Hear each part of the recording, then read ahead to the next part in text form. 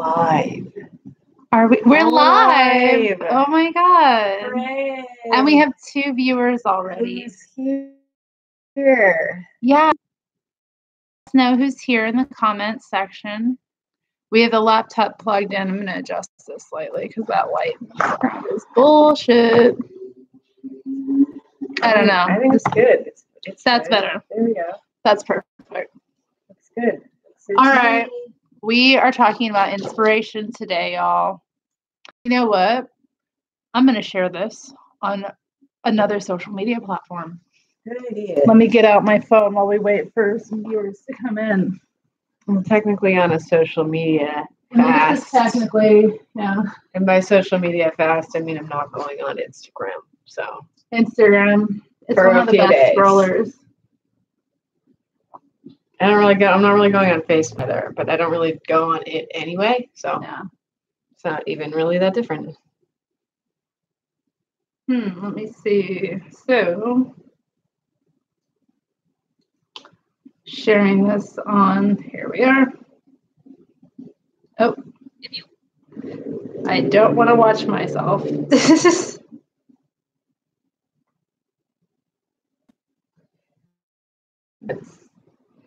Oh, not Big Dyke commenting? Energy is here. Hey, Big Dyke Energy. Woohoo! Yes. Woohoo. That's exciting. Okay, I'm going to tweet this. I'm live with Leah. Or should I do it at Leah TV? Hey, there you go. Good idea.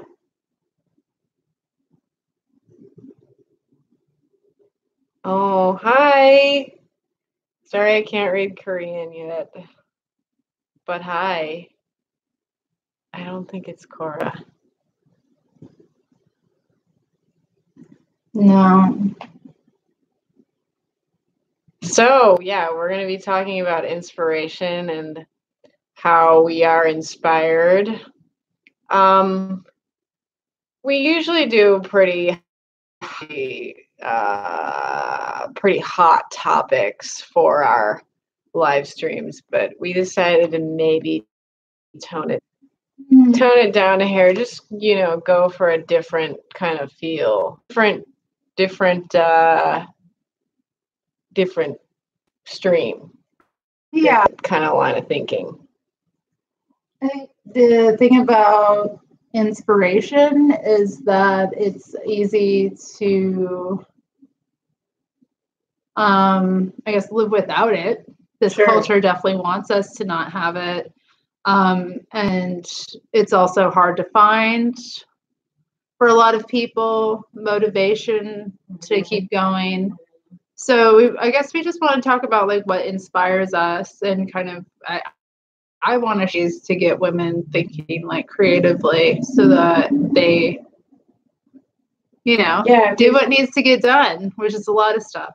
If you're thinking creatively, then you're thinking for yourself. Yeah. As much as possible. Grace. Hi. Yeah, late. It's pretty late for you over there in England. You're like 9 hours ahead. Yeah, 8 hours of us. Wow. Yeah. So, well, we're glad you're here. Yeah, come watch us. Yeah. Why sleep? Sleep is for the weak. I am up late a lot. Yeah, nighttime is a big inspiration. I like nighttime a lot because there's like, I feel like I can focus more on, like I feel like I can focus more on it in the night. I just turn on my show to watch and just work on it. Yeah. Because my pets are asleep.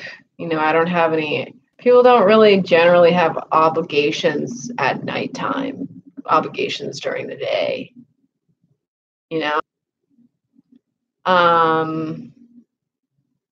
So are you up late a lot? I generally go to bed pretty early just because of my job. That's good. But I do, like, it's still that time. There's a time in the day before, like, I go to bed and stuff where I'm, like, creatively potent, and that's where I do any magic stuff. It's in that kind of space and that time where I'm like on my own, in my element. And I like having the nighttime to do that in. And when in the northern hemisphere, when it's like summer and the days are longer, I tend to like wait till later to do this stuff a lot of the time until it gets darker, just because I don't know, manifesting in darkness is like a really powerful thing to do. It's where things begin. Sure. So I'm into that kind of, thinking and utilizing the energy of the world around me. So, I mean, I know a lot of artists and like writers and stuff, will often get up in the middle of the night and do stuff then. I mean, I'm somebody whose sleep patterns are often disturbed, so I'll often get up in the middle of the night down things that come to me from my subconscious. Sure. Yeah. That's a good thing to do. So I guess, my own subconscious is one of my biggest inspirations. Awesome. The kind of stuff that like I find kicking out in my head, and like words that are kicking around my head, phrases, where they came from, tracing them back and like figuring out like why this is in my head, That's self-discovery is a big form of inspiration. Agree. I also like utilize tools like, I don't know, astrology is another one. So Terry knows everything about astrology. I don't know everything about astrology, but I do know a lot of things. And, if you look at your own chart, your own astrological chart, and you like have it interpreted and like read it properly, like you can find out a lot about how what inspires you just naturally towards how you learn best. Like for me, I have a really stacked first house. So most of my learning and like my inspiration comes from me and my experiences in the world. Like, hence I got interested in feminism, right? Because it's the politics of yourself and your life. So I'm also really inspired by feminist activism. That's good. Yeah. That's great. Get into that too. I'm also inspired like learning about historical movements against oppression, specifically women's own activism and just suppressed history in general. I remember getting into an argument with an ex of mine about like, I don't know, just something to do with feminism and her own like hoppitude. And she just believes basically that women didn't do anything throughout history and that we just were property, and doesn't really understand that like the past few hundred years of like women's like struggle against, I don't know, just male domination, that this is kind of more women, and we've had our history erased by men. Like, yeah. So I am inspired by things that are true and saying things that are true too. So when I hear true things and I learn true things and I say true things, or I see women say true things, it's super inspiring. Because women are expected to just lie our entire lives. Yeah. So lie and be gaslit and be quiet and how we really feel is often what's right. Yeah. Seraphine says she likes the night, or she says she loves the night and overcast skies during the day. Definitely living in a cloudy, dark climate helps as well. I do find it inspiring here. There's just like a lot of, I don't know, there's a lot of water energy around, I guess. And there's a lot of green. Seeing like the trees and being able to like, because I've lived places where there's a lot less trees, and that's difficult. There's something like really disconnected about not seeing a tree for blocks and blocks, Yeah, I was gonna say I'm really inspired by trees and practice, y'all. But if you hug a tree, okay, And if you hug a tree enough times, you will, in fact, learn how to communicate with them. They'll communicate with you telepathically. They do with me all the time. And I, communicate my issues or whatever problems I'm having. And often the trees will just tell me the most fucking wisest thing ever. And then I'm like, hey, you're right. Yeah, trees are super wise creatures. They are. They really are. They're so important. Trees are so inspiring. That's why men kill them. Facts. Yeah, I mean, we really should be worshiping trees because they are necessary for our survival, for the Earth's survival. They do so much. They do so much. Wadamote says people don't realize that plants are sentient too. Well, no, because we were talking about this earlier because Leah did a video recently about veganism, which I recommend women watch. But, there's this, people think that because something doesn't have a face, that it's not a living thing, that it isn't a being, that it's not a person. And it's that objectification of the natural world. Absolutely. It's a big part of patriarchy in itself. Animals are easier to project, anthropomorphize. Yeah. That onto, but yeah, plants, it's easier for people to distance themselves from plants. And so you don't have the same kind of visceral reaction to agriculture or to the murder of trees in the Northwest that the economy here was started and based on. You can go driving, for example, to the ocean here, and you'll see where they've clear cut the land. And it's just so devastating. It's violent. It's like seeing a war zone. It really is the stark difference. And what it does to all the other animals and creatures, and then the earth too, because the plants are responsible for keeping the earth together. Yeah. Plants inspire me. Nature really inspires me a lot. I love being out in nature. Luckily, I got a dog about 4 years ago. Luckily, my dog really taught me that, honestly, I prefer to be outside. I'm okay being inside, but I really do prefer to be outside, walking my dog. And I wouldn't have learned that without him, because he has to go outside as soon as we wake up, and frequently. I'm going to adjust this way because we're it looks good. Yeah, that's a little bit more light. There we go. Yeah. The sun is out today, which is weird and rare. Love the sun. Yeah. I love the sun. So yeah. Crystals inspire me. Yeah, crystals are inspiring. Anything that beautiful that the earth can just cook in herself is pretty. Yeah. It's there's something about that.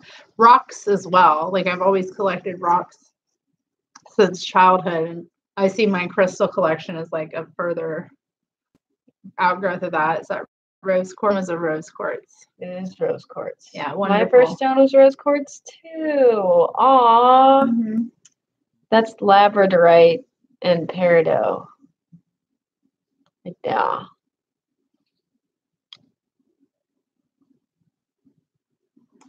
So yeah,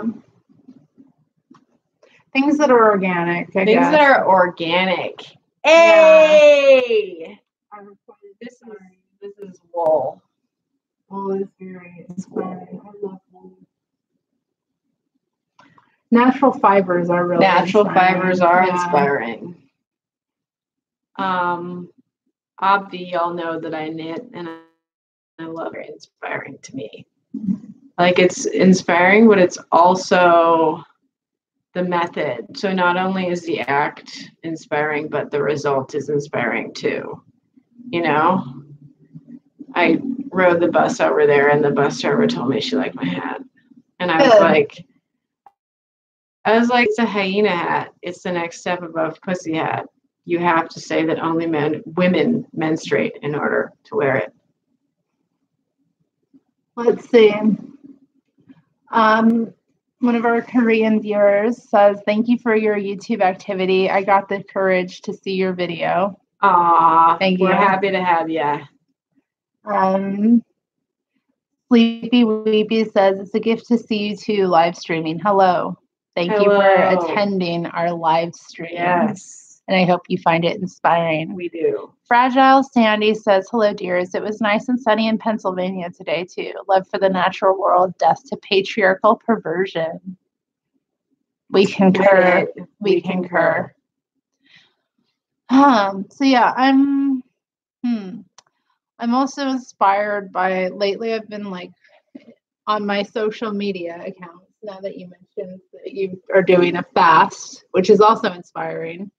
But I've kind of like made a point to stop following things that don't bring me any, like, why do I have this thing, this account where I log in and I'm either upset by what I see there, or I'm just, coming across stuff that doesn't really inspire me in any way. So I've kind of like taken to, on Instagram, for example, following a lot more like artists that I like, and that's good. Women just doing things that are interesting.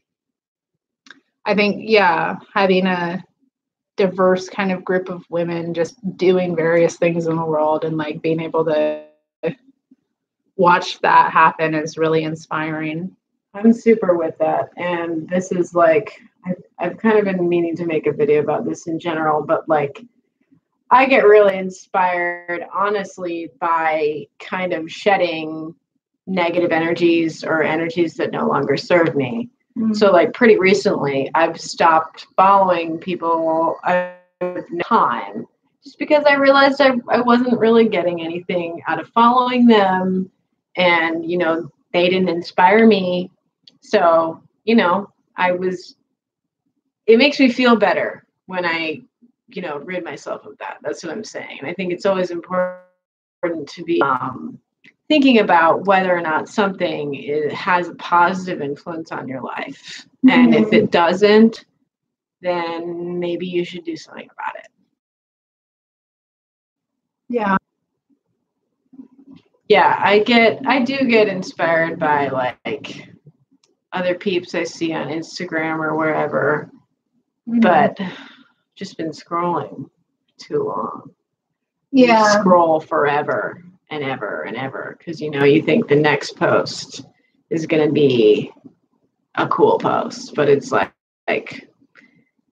it's important to also, but listen, darlings, it's important to have multiple avenues of creativity and spend your time doing different activities. Yeah. You shouldn't just always be looking at Instagram, is my point. Or Facebook. Or Twitter. Exactly. Or, I don't know, Snapchat. Yeah, I guess so. I can't do Snapchat. I feel like I'm too old for Snapchat. It's not that cool. It doesn't seem that cool. And it also just seems like a really... There's not much to it. I mean, it's not... Yeah. Series Revenge. Welcome. She says, "I find social media vampirizing, even when the content is good." I agree. Yeah. Space inspires me. You mean like spaces where there is meat? I think she means like being in person with people. Oh, being in person. Meet space. It's a like term for I like to call it IRLing. IRLing. Yeah. That was the issue, honey. I was with Instagram. I wasn't doing enough IRL. Yeah. I was doing too much with the URL. Trees and clouds and sun. Yes, agree. Important to, observe our natural earth and try to be at one with her. I find, let's see. So I talked about like art. Sometimes I find conflict to be an area of inspiration. Well, okay, a lot of my YouTube content, for example, is inspired by things that are problems. Yeah. You know, so my way of doing something positive with something negative, put forward kind of more understanding about why something's a problem and maybe advocate for solutions for it. So instead of like just being upset, I use it to like help educate others and therefore transmute that energy. So yeah, alchemy is inspiring, I guess. Learning to change things, you know, from negative to positive has always been something that's like good. And it doesn't, I mean, the formulas are sometimes problematic, you know, because you're working with really volatile energy sometimes. True. But eventually, like you keep doing it over and over, and that energy gets transmuted, which is why I revisit topics a lot of the time and do them better. Another thing is like, there was an example, I got a really good comment today. Like, I did a video last summer, I think, about, it was responding to something that Julian Vigo wrote about these women who were organizing a women's gathering in Europe. And she she asked if she could bring her kids, and the women were like, well, it's women only, so you can only bring your daughter. And she like wrote this whole piece about it, and like, you know, there was all of this drama. And a woman commented on that video today. I guess she's just watching it now. And she's like, well, why doesn't she start some sort of like feminist childcare collective? Good idea. And I'm like, that's a fucking great idea. Great idea. Imagine having a collective for childcare run and staffed by feminists.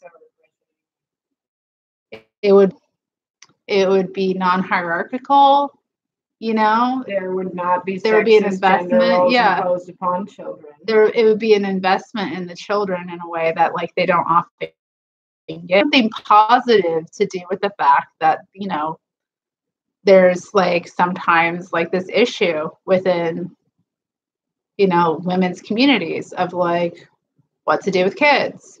Right. Hello. Right.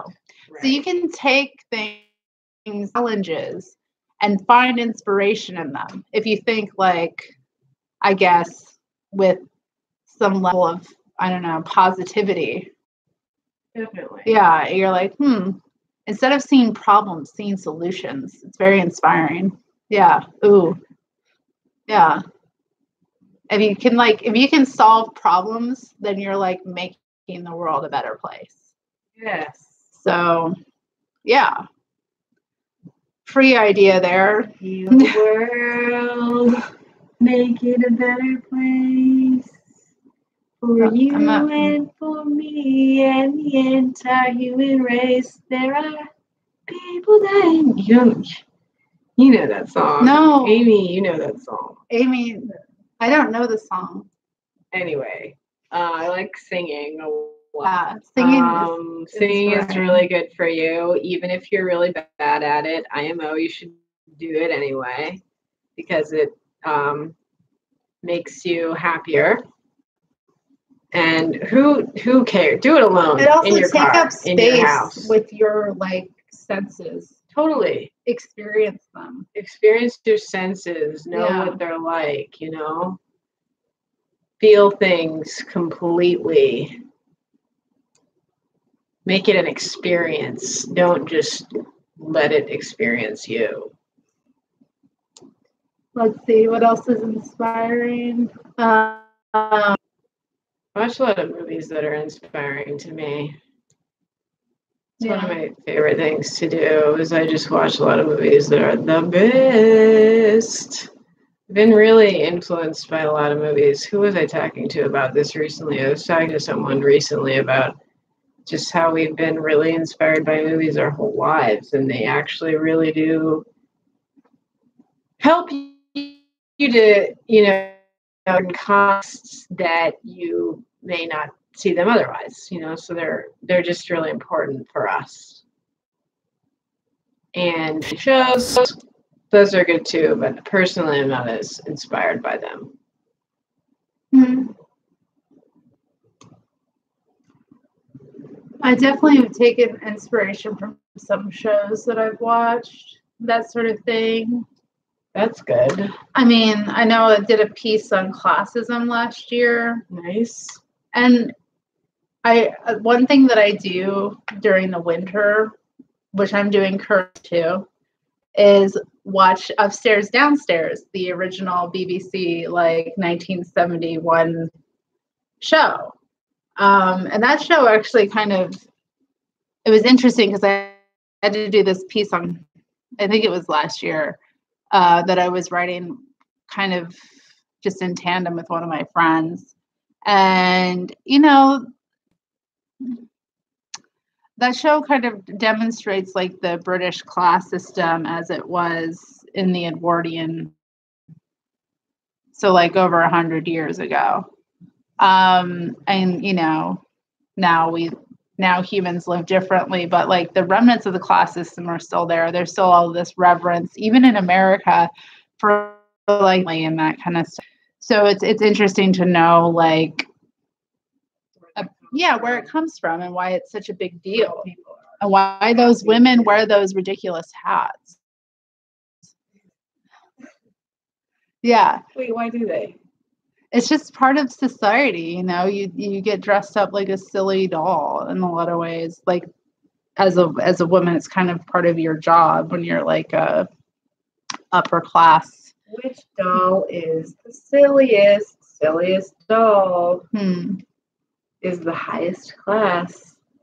So yeah, I find that kind of stuff inspiring because I also really like documentaries and stuff. Like I said, anything that will tell me about history or tell me something true or give me some sort of knowledge I didn't have before that helps me understand humanity.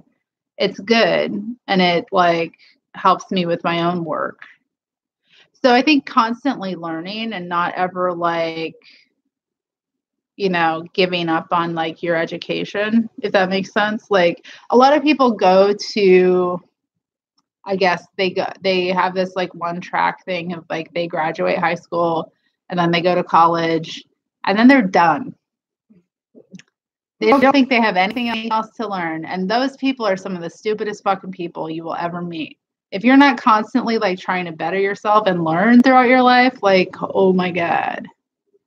Yeah, we're always learning.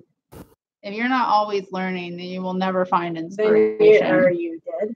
Learning is inspiration. And I also think the history, like I said, of resistance is really inspiring to me. Learning what other women did and how they did it. Agree. Yeah. There's one episode of Upstairs Downstairs that we recently watched where two of the main characters end up in this going and smashing up some rich people's houses because they were suffragettes, so they were, kind of showing some of the tactics that the suffragettes used, which is property destruction. Seraphine is nervously eyeing her giant pile of unread books. We all have them. Babe. Good to read. Reading is inspiring. Are you reading it? Have you been reading anything inspiring lately? Well, we are reading Gynecology. I am part of this other book club, and we're reading The Power by Naomi Alderman, but I haven't really started it. You got Gynecology there? Massively inspiring book.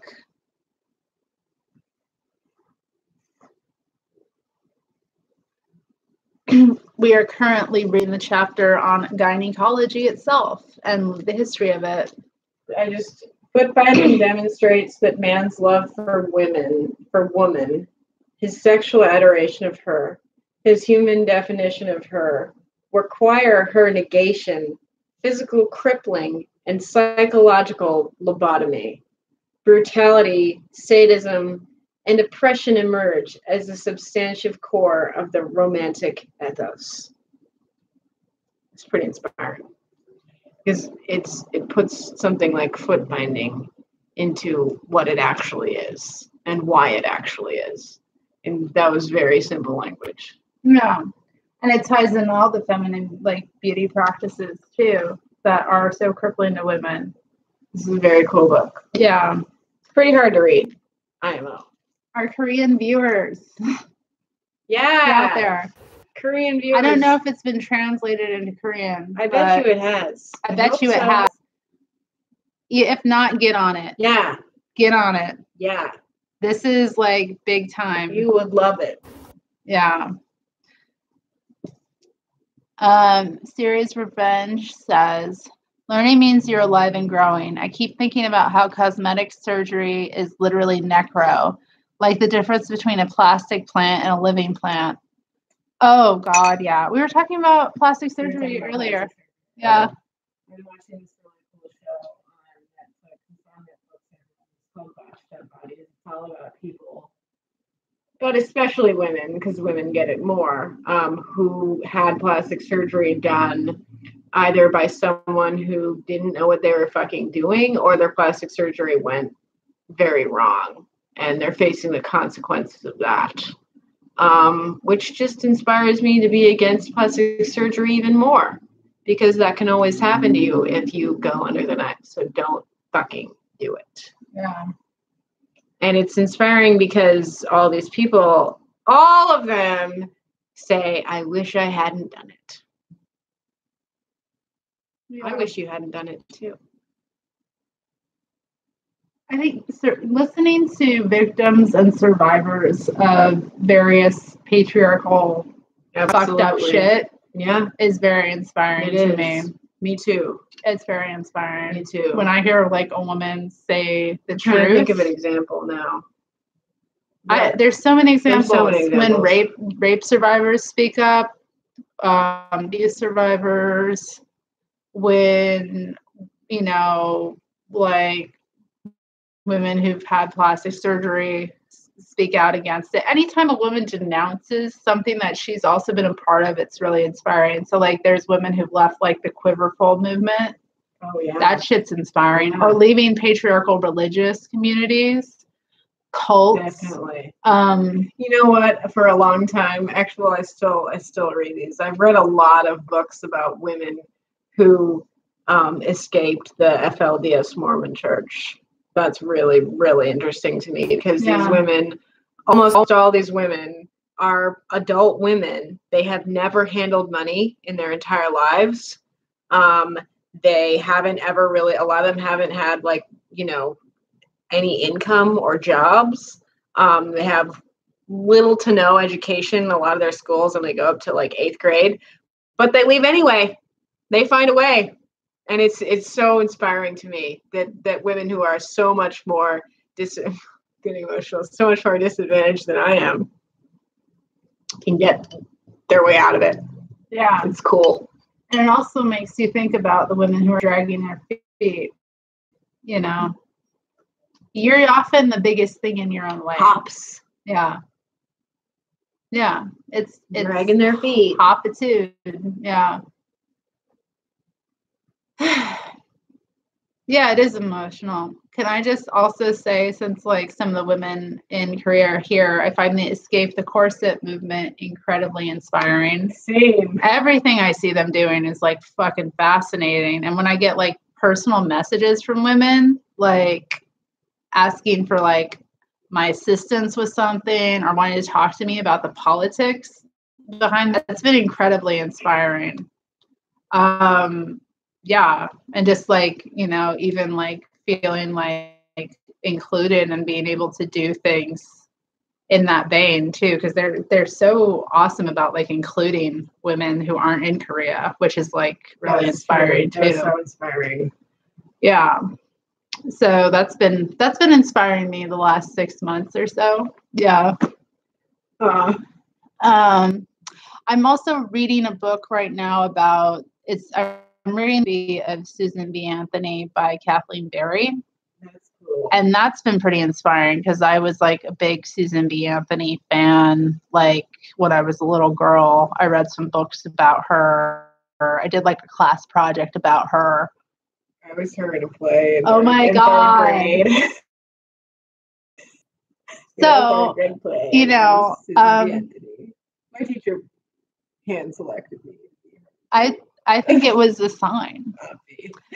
But I find the thing I appreciate about this autobiography is Kathleen Berry takes the time to explain like the motivations politically behind a lot of the choices that were made. She like actually addresses a lot of stuff that I think isn't addressed and like why things went the way they did in a lot of ways. I'm not finished with the book. What does it say? Can you describe it a little bit? Well, she describes like Anthony's like background in a way like that's understandable and like how I don't know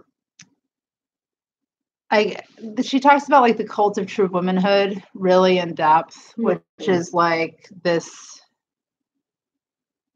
kind of I don't know. Susan's mother was a real like victim of it.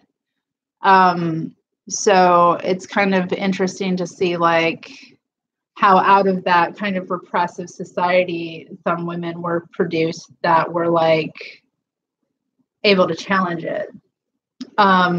Wait, so are you saying her mother was an extreme hop? I wouldn't say her mother was. I mean, most women were hops back then. Well, yeah. For their time, I would say her mother had a very limited life. Okay. She had a very limited life, but it seemed like Susan kind of like was able to transcend that. I think mainly through her choice not to marry was big. So listening, that's kind of inspiring. But also, I mean, there's, talk about like the different figures that she worked with and aligned with, like the men who were involved. Because like at the time, the movement was like kind of started because it was mainly like abolitionist women who were trying to, I don't know, do work in that vein and weren't considered equals in that vein. And then started their own movement, so a lot of the male figures that supported them were from the abolitionist movement. So it kind of deals with those like tensions and like how men ended up kind of betraying women. Overall, it was split through the whole divide and conquer tactics and how like, I don't know, allegiances were tested amongst women. So it's just kind of, I find it inspiring just to read, though, kind of more about she worked and organized, I guess. That's more interesting, like campaigning, going from town to town and knocking on doors. Like, didn't she like talk on street corners too? Yeah, and like in halls and in churches, That's cool. In various places. In some towns, like she was like not allowed. At the beginning of the book, it's interesting because she was like kind of driven from this one town 20 years previously where she was, it's where she's having like this big event in her honor. And then like 20 years previously in the same town, like she was pretty much driven out because she spoke out against, I don't know, there was a woman who was a prostitute who killed a John. And Susan like went and spent the night like in the jail cell and like kind of, basically had a feminist discussion with her, for lack of a better term, I spoke to her as a woman. Yeah. And so like when she emerged later and like gave a public statement about it, she basically sided with the woman and said that like, I forget what she said, but she said something like that more men like should be killed like that or something like that. So like or that, if all women who experienced what she did like would kill men, there'd be a lot less violence in the world. And it's true. It's true. But I don't know. This is the whole, I don't know, trying to get justice in men's society is like impossible. I just thought of another thing that inspires me. Another group of women that inspire me are the Gulabi gang in India. They make me cry. Like, that shit makes me cry. A fucking women's gang. That's badass. So badass. Just the coolest. We all need gangs. We all need gangs of women. Yeah. And girls. Yeah. With sticks, walking in every town and city in this world, taking men to task for the shit they do. Oh, yeah.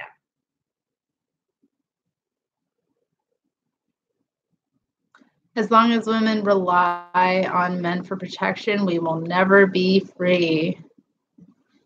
That's true. Okay. I'm going to respond to, doesn't violence promote violence? We're living in a violent world currently. Surprise. We are. It's violent that women aren't given rights. It's violent that people stand by, that hops stand by and are subservient and just pacifists about this shit. That's violence. No, it's not making someone bleed or punching someone in the face, but it's violent. Do you not understand that? This is a violent world we're already currently living in.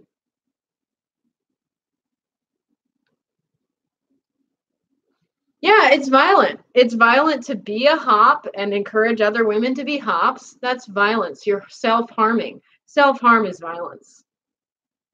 Okay? Well, I don't know, I'm just not a pacifist anyway, so I'm saying being a pacifist is violence because you're just letting that shit happen.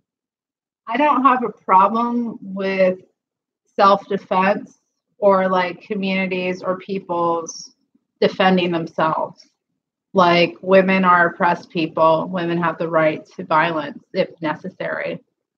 I think that women should be trying to get their freedom any fucking way they can.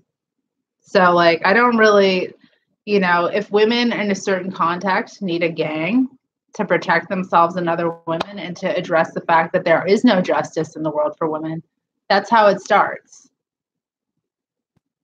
I don't live in rural India, so I don't face those challenges. But I definitely think women in where I live would benefit from having some sense of having some sense of community that's female and also having some sense of self-defense. I mean, and also the fact that we shouldn't be fucked with. And then if someone fucks with us, I don't know. Yeah. You have to answer it's that whole solidarity thing. Yes. Solidarity I find to be inspiring. We need water. Our PA is here. So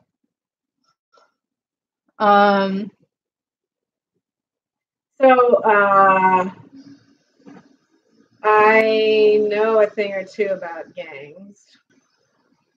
Don't ask me how, I just happen to know. They have really involved systems and ways that they go about doing things.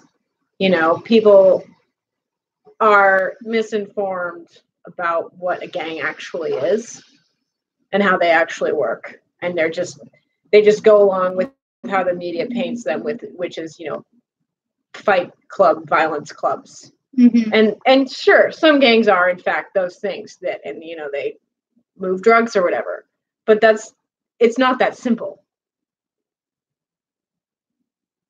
I'm curious, Witchy XX, what is your definition of violence? And I guess, do you have a problem with all violence, or do you think all violence is wrong? I guess that's my question. And if,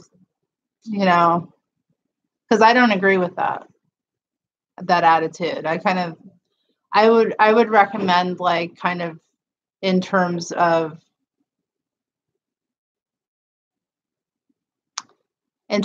understanding it as I don't know, in terms of just understanding how to organize ultimately and what you go for. I'm all for nonviolent actions, But if I would never say I'm a pacifist, you know. I'm against war, sure, but I'm not a pacifist, if that makes sense. Like, I don't, thank you. I am justice, and I believe in fighting back if you're being hurt, and I believe in defending what you love. And if that means like somebody gets hurt, oh well. Like, that was actually a really big problem I had with Occupy. I was pretty involved with Occupy LA when it was going on. And I stopped going because we knew that the cops were going to come and try to dismantle the camp.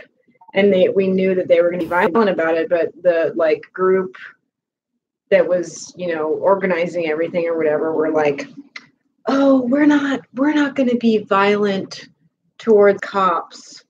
We're not going to resist if they try to arrest us.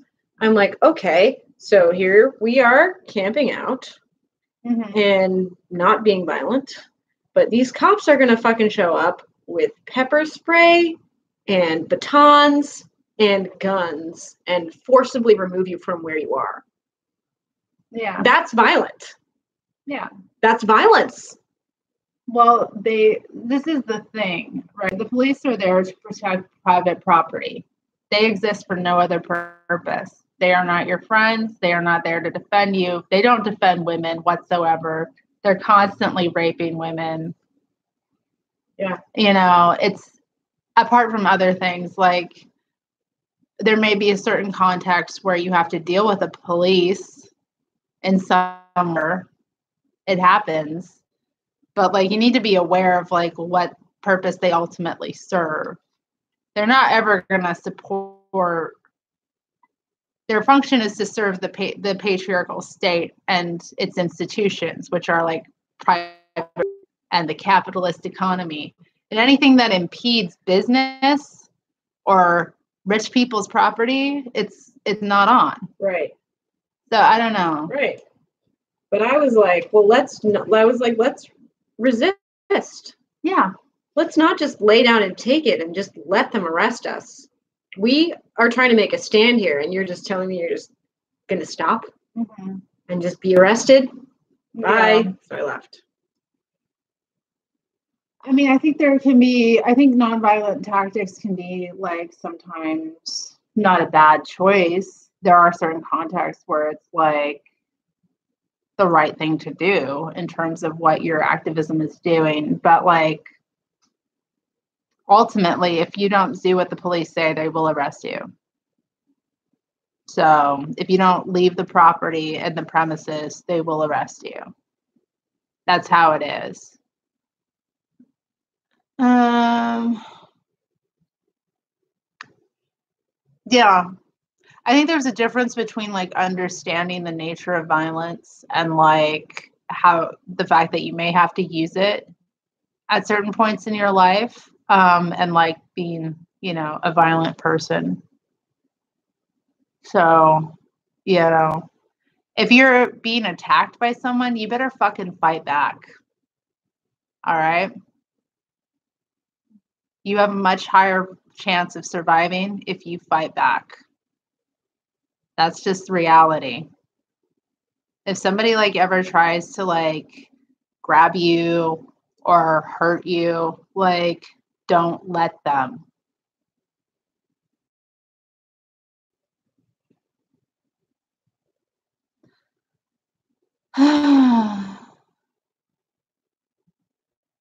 Serious Revenge says, how is relying on others to handle it less violent? You call a big papa to do your violence for you. It's an abdication of self-responsibility.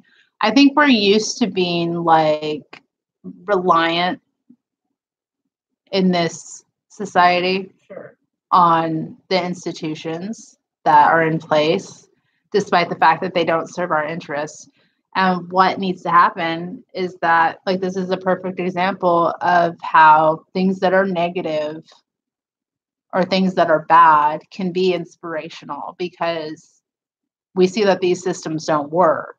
Right. And that puts the impetus on us to create something different, something better, something that works for us. or to at least think about what it is. So I don't know. Having conversations is inspiring. Hey, it totally is. Yeah. Talking about what's wrong with the world, you know, complaining can be quite inspiring sometimes. It can be, because then you're like, when you're able to be real about shit, then you're able to like think about what you actually want, why it isn't good for you, why it isn't feeling good. I think the big thing in this culture is it's like so nice all the time, so like customer service oriented, and we're all fake as fuck trying to survive in this culture as well. Like, we don't get a lot of opportunities to say things that are true and how we actually feel about things. And that means change doesn't ever happen because we're not being authentic. Yep. It's really hard to be authentic in a capitalist society, though, just for real. How are you going to be authentic when you have to sell yourself to someone else who doesn't want you to be authentic? I don't know how we're going to say that gal's name. C3 rule. Cruelian. Cruel and Leon. Cruel angsty illusion. There we go. Maybe illusion. There we go. Illusion. I'm going to call her illusion. I don't know. The police department is an institution that trains cops to be aggressive with their authority. That's why even cops who are people of color are aggressive and unfair to other people of color. Bullying. I mean, yeah. It's just a way to bully other people. Jenna has figured it out for us. Cerulean illusion. Oh, thanks. But there's an X. I don't think that's there. it. There's an X in there.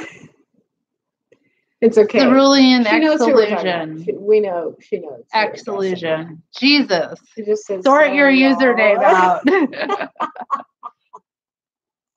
This isn't the Audis.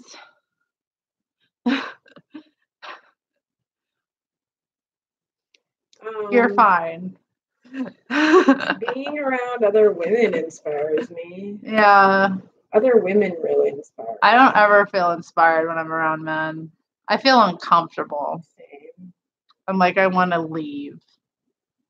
Yeah, same. Same, fam. Yeah. Rainbows inspire me. This is a rainbow scarf. I love rainbows. They're so beautiful. I have no idea how to say your name. It's true. Although there are some other viewers who might know how to say it. Yeah, we unfortunately totally can't read Korean. Okay. Sorry. I need to get on the Duolingo train. Learn some basic Korean.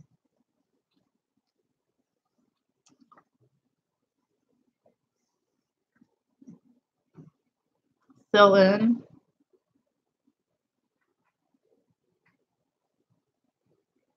Witchy says going to DC inspired me. Yeah, traveling can be very inspiring.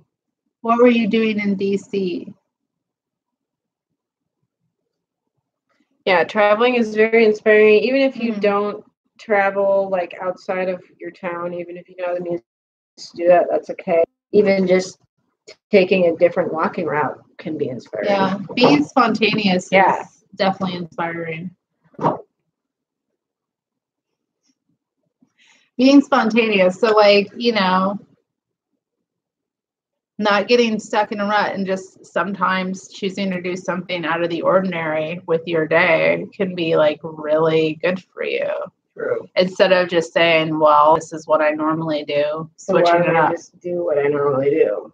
Yeah. Boring. No, it's good to like to have a little variety in life, to go somewhere you haven't been before, to go a different route, to like get out of your comfort zone, get out of your rut. There's That's inspiring. In the distance. A place you've never been before. Joyride. Killers. Joyride by the Killers. Damn, you guys ugly AF. Well, Jack Price, we're actually not men. Maybe you should get your eyes checked. And your hearing checked, for that matter. Yeah. Message deleted by Seraphine. Woo, Seraphine. Good job. Alice and Miranda, I'm so excited. This is first time I've ever been in time for live. Awesome. Well, welcome. Well, we're glad to have you. Allison, you just became a Patreon. A patron of mine, didn't you? Thank you. I gotta get on Patreon. Hi, Pixie Biz. If you are creating, you should be on Patreon.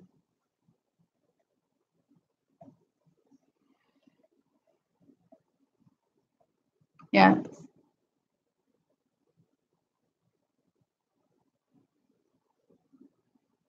Bunk. There you go. Good job. Women exercising their authority in service of other women is inspiring. Very inspiring. Yes. I agree.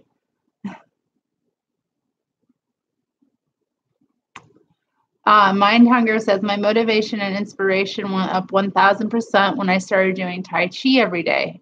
Cool. Anything that's aerobics, yoga, or anything like that. Yeah, being physical is important. Yeah. It is. I just started stretching a lot more recently. I feel so much better. Yeah.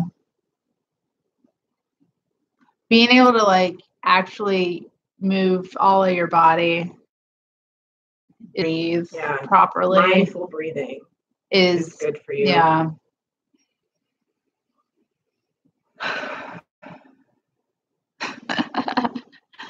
Alice and Miranda, I did. Your videos got me through a really rough 3 months of unemployment. So as soon as I got my first check, I became a patron. Wow, that's very nice. Thank you. That's so and congratulations on being employed. That's great. That's another thing that inspires me. Being responsible and, having, working and like having that going on. It's like, it's weird, but it does inspire me. Having like a normal schedule. That's good. All of that. Yeah. Not that most people have that, but having like, having that in my life has definitely helped kind of having some sort of stability, I guess, is more the thing. Definitely. Having stability. Structure Yeah. is inspiring because if I feel like I have some security, I definitely feel more comfortable creating and like taking risks, I guess, creatively. True.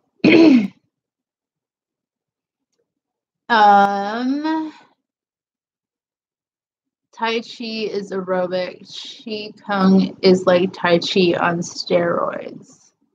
Ooh. Yeah. Sounds cool. I have not taken any martial arts in my life. I haven't really either. One of my friends did start taking Taekwondo the past few years. And that seemed to be interesting, but then she got an FTM in her class and it was awkward for her. Yeah. So.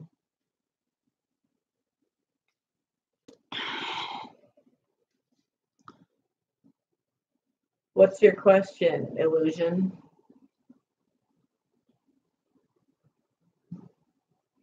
Yeah, walking is inspiring. I took actually at a spontaneous different like walk home today. So I took a different route and look, Leah came over and I was like, let's do a live stream. We've been wanting to do this one for a while. Yeah, sorry we've been MIA. It was because we've been hanging out though, don't worry. Yeah. Don't worry. Yeah. We love doing live streams for y'all. Y'all inspire us. Yeah, it is inspiring. I like the process of live streaming. It's totally different than making a video. Yeah. I mean, I enjoy making videos for sure. But there is something interesting. It's about like having a community conversation. Yeah, it's interacting. Yeah. Very cool. But it has more of the like dynamic energy to it. Sure. It goes off in different directions. So it's inspiring to interact with like-minded women. Okay, let's see. Cruel Anxie Illusion says, what are your thoughts on men who support radical feminist videos and watch radical feminist videos? I'm kind of I'll answer it if you want me to, though. But I'm saying in general, like, that's a question that kind of bothers me, because I feel like a lot of men ask that question, and a lot of other people who aren't radical feminists don't really know. I mean, I don't care. I don't care about men, really. Like, if they want to support radical feminists and watch radical feminist videos, that's fine. I'm not really for them commenting, but I guess if they're going to comment, okay. But, like, I care more about women. Women are my audience. I want women to be my audience. Yeah. You know? So men who do it are kind of a secondary thought for me. Yeah. I think a lot of the times too, men aren't clear about what their motivations are for like being a viewer anyway, and they don't seem to take it that seriously. Like, when you are observing a group of people that really are like it's not something that you really belong to, like, you should be doing it intentionally. And I think that that's a problem a lot of the time. There isn't a lot of thought. A lot of men comment on radical feminist videos like either they think that they can comment on it like they do any other video, which is not really take what they're saying that seriously and a joke around. That doesn't come across well. But also, I feel like a lot of times it's totally inappropriate when they comment. Yeah, they're just peeing. Yeah, they're just peeing in their space. In our space, they come here. Marking territory. Are you here to mark territory? Like, think about that. Like, I agree with these ideas. Splash. That's how it comes across a lot of the time. It is. Well, that's how it is a lot of the time. Men are like, oh, everyone, I've shown up. I am a man, and I have an opinion, and I am expressing it. Listen to me. Fuck you. Go away. What I would like to see, I guess, is men defending radical feminists where it counts, instead of just like watching our content and like learning from it, because that's what's happening. Men like are coming, getting our ideas. What I'd like to see is men taking their privilege that they have in society and speaking out against what's happening to women. And I don't really see that happening. And I also I don't know. I feel like men have so much more resources, and like very few have ever like reached out to support me like financially with my like work. And it's like, think about how you're like, you know, actually, are you there for the right reasons? Like, what are you getting out of it? Are you giving back? Right. Don't come in and try to get something without giving back. That's how I feel about it. Anyway, the chat's been moving, so I want to so on Patreon, can people donate anonymously? No. Oh. Okay. FTMs in class are awkward. The whole pronoun thing is such a significant and basic con that you're already at a disadvantage by playing into it. Could not agree more. I took a fitness class a while ago, and one of the instructors was incredibly annoying. And she was like, okay, even though no one looked trans, but she was like, okay, why don't we go around and say everyone's pronouns? I was like, that's irritating. I feel like if you are so special that you have special pronouns that you need everyone to address you by, the onus should be on you to fucking tell everyone. So obnoxious. So obnoxious. And also the desperation people are to like, I'm a good person. I'm a trans ally. You're not a good person. You're a trans ally. You're encouraging people to hurt themselves. And you're hurting everyone else in the process. Sexist attitudes towards literally everything. Yeah. You should say I'm a sexism ally. That's a much better term. Lost in Spacey 247 says, what would you say the difference is between second wave and radical feminism? Well, I would say that the distinction between second wave and radical feminism, I mean, I don't think in terms of waves. Radical feminism came out, I guess, during the second wave time period. It was developed during that period. So, like, second wave is more of a time period of activism, of like a surgence of feminist activism that was really pronounced.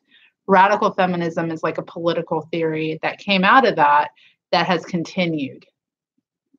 You know, it's kind of like the bare bones structure of feminism itself. Like, radical feminism is feminism that's not modified, that isn't trying to appeal to any other like demographic. You know, it's just feminism that's addressing the oppression of women, what it looks like, and kind of like the bare bones of it. So, you know, during the second wave, there were a lot of liberals who were activists as well. I think the liberal feminists of that time had better politics than they do now. But I think that, like, oftentimes people confuse like second wave feminism with radical feminism, or they confuse, like, I don't know. I also think they negate kind of a lot of the good activism that came out of the third wave too. They like write it off entirely as if there wasn't good activism happening in the third wave. So I don't know. I don't think in terms of waves. I think in terms of consciousness. We're a tsunami. Radical feminism is a tsunami. It's not a fucking wave. Yeah. It's a cyclone. What's going on here?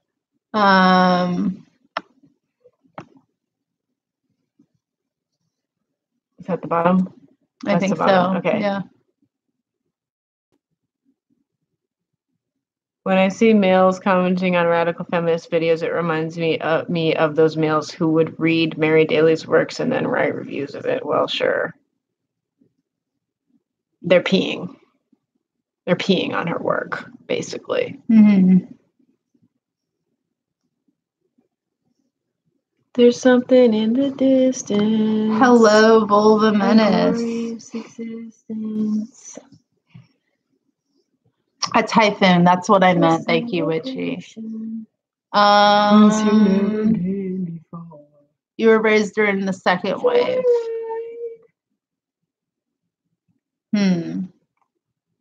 That's interesting. But yeah, I don't know. I think that talking in terms of waves also separates women based on age a lot of the time.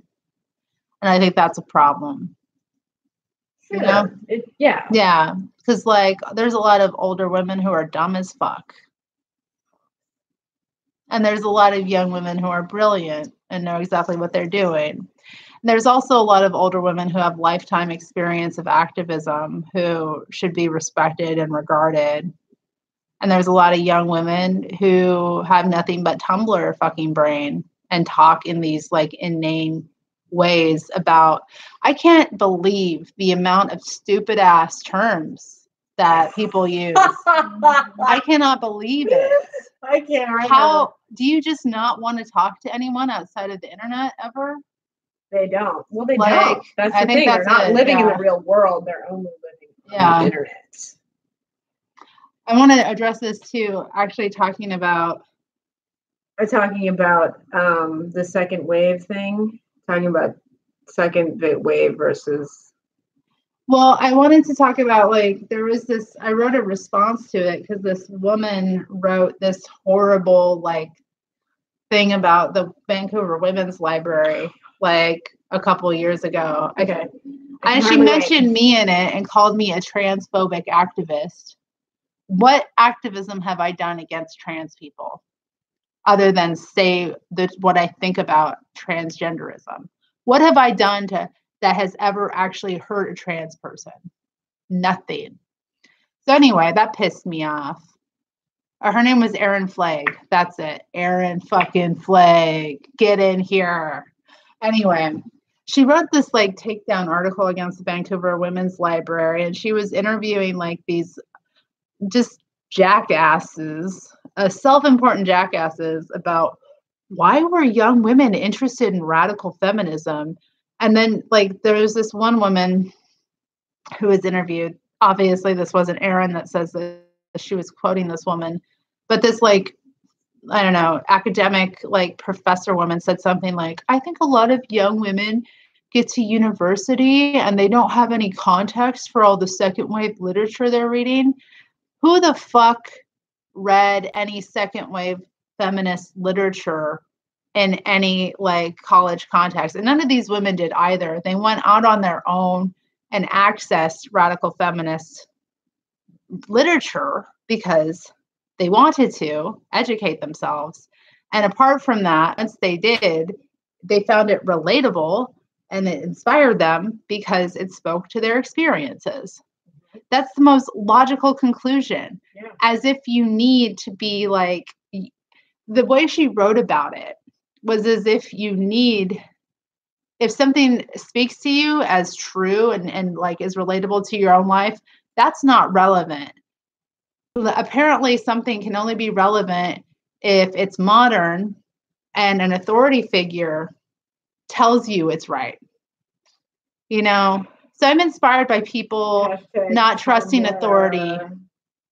Me too. I'm inspired by people who challenge and question authority. That's really inspiring. And that's feminism. Feminism shouldn't be like an authoritarian sort of community or ideology or way of being. Hello, Ellie Arrow.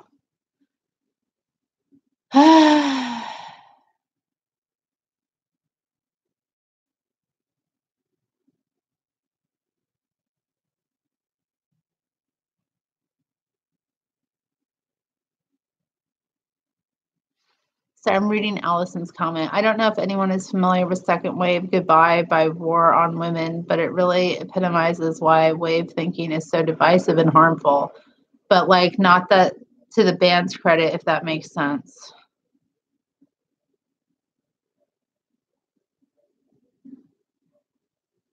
Is this like a song? What? Second Wave Goodbye by War on Women. Is this like a band? I think it is. I am not familiar with it. I'm going to look it up. Yeah, I didn't get any second wave, hardly anything in university. It's all this Pomo bullshit.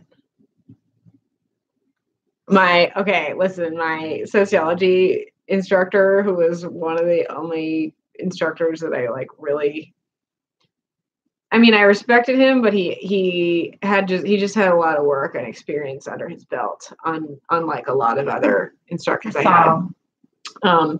But he was talking about how like Jenna Marbles is fourth wave feminism. I'm like, bro, is Jenna Marbles a feminist? Shut the fuck up. No, I didn't know she identified. I haven't watched her shit in forever.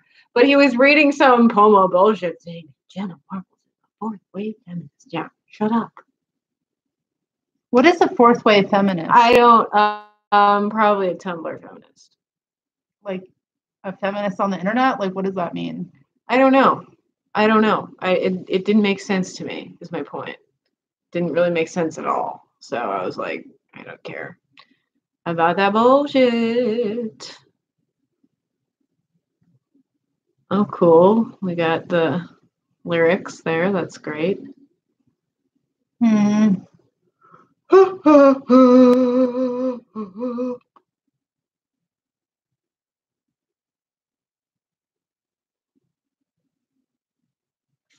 Thank you, Vulva Menace.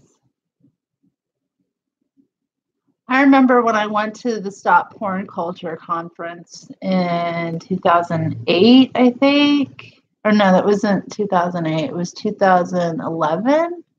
I think 2011, I went to that conference and Gail Dines was trying to like start some sort of fourth wave feminism revival, and that you know, the young women would be it. But I don't know that that's really happened.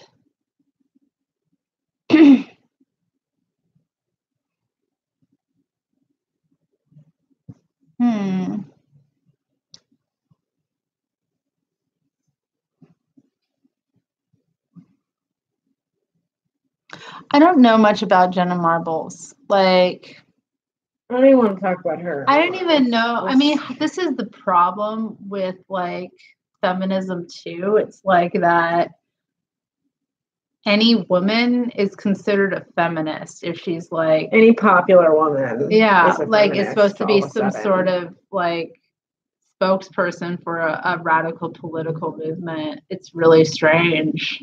That's what I just said. I can't read your Korean name, sorry, but she said people should stop calling every woman feminist just because they're famous and successful. Agree. Yeah. Exactly. Yeah. Generally, you have to not be a feminist to be famous and successful. Right. Or okay. sell out your feminist idea. Hello, everyone. Malcolm X said the truth is on the side of the oppressed. Are the cool kids oppressed? Is Jenna Marbles having a fucking hard time with her goddamn, money she's rolling in her corporate sponsorship, which she probably has? No. Plus, her content is asinine. I am inspired by people who create things that are intelligent and don't dumb shit down. Supposedly Beyonce is a feminist. Yeah, it's some horse shit. Beyonce isn't a feminist. I just want to say that here. And I know that's controversial to say, but someone made the best comment on one of my YouTube videos. Her work, she does some things that are good. She's not, she's a person, sure. But in terms of like feminism, I don't see it. And like, I was at a party once and this woman who's like a big fan of hers, like was there and was like saying how empowering her music was for women. And so I sat her down and I was like, well, let's talk about this. And she showed me some videos of like, what's all inspiring and feminist about her. And the music and like what she was showing me was basically like this idea that women like being cruel to men that are cruel to them and like using men that are using them, like getting like doing this kind of like thing is somehow a feminist act. This was this woman's argument that she came forward with me. And what I was seeing basically was like this, what I saw that it was doing was pacifying women. So basically it was like her music was this conduit where women could put all of their like, anger and frustration at the fact that they were disappointed with the men in their lives. It gets you angry enough that you get a little bit of energy going. Okay. But not angry enough to actually fucking do anything about it, like change your life. There's this really great comment on one of my videos where someone asked if Beyonce, Sunflower Girl says, what do you think of Beyonce being called a feminist icon despite sexually objectifying herself? And Claisha Chaton said, Beyonce is no feminist, a liberal feminist, yes, but not a rad femme. Beyonce didn't even care about feminism until it was popular for celebs to call themselves feminist. And what feminist would let her husband constantly cheat on her? Also, Beyonce is a major hypocrite. She made a song slut-shaming women when she was still in Destiny's Child, yet 90% of Beyonce's music is provocative and sexual. She got it. IMO. Love that comment. Thanks. That's all of that. I also get embarrassed when people talk to me about Beyonce because I was in middle school when like Destiny's Child was a thing, and like, yeah, I feel like it's like kind of like an out. It is kind of some childish shit. And you know what, people? Yeah, again, is what I'm so sorry I can't even say your name because it's in Korean, but it's what she was saying is like people think that just because Beyonce is this famous, wealthy, pop star doesn't. And she has a cult following, doesn't mean anything. Yeah. She's just a popular celebrity. That's it. Yeah. And let's be clear, she's not, her authentic self isn't what people are buying. They're buying her image that she produces, Right. which is a hyper feminine, hypersexualized image. And also like whitewashed image. Mm-hmm. So let's be clear about all of that. Right, But it's not, you know, I think people associate women making money with feminism. And like making money is like cool. It'll help, but like it's not feminism. I just got a comment on another video, so we're gonna close that. Oh, I love L7, it's a good band as well. I never really got into the Breeders. The Gets are a pretty awesome band too. Actually, I wanted to do a video, Jenna. It's cool that you brought this up. Like I wanted to do a video soon. Speaking of inspiration, where did it go? I want to do a video in the near future about how punk was like positive for women and like how punk music has been like kind of influential for me as a feminist. So it's good that you're bringing up all these bands. Actually, my girlfriend and I watched the punk singer about the documentary about Kathleen Hanna recently. And that was pretty inspiring as well, you know, and it inspired me to go look up like some Riot Girl, like zine stuff on the internet, which is super inspiring. I think like cool. Anytime women do things for one another that are like try to communicate just with one another, it's really inspiring. Agree. Yeah, I agree, Vulva Menace. Yeah, because I had that woman like on one of my recent videos insulting my Susie and the Banshees t-shirt. Like, hello. People just want to pick things apart. Like, I think people want to pick things apart, and I think a lot of the time women are accustomed to like, instead of sitting with their own discomfort, they just attack someone else. Right. But like, you know, like, well, you're not perfect, so who are you to criticize me? But right. It's really like, basically, that's just some complacent bullshit. True. Let's see, we're going to show that comment. Yeah, it was some bullshit. Like,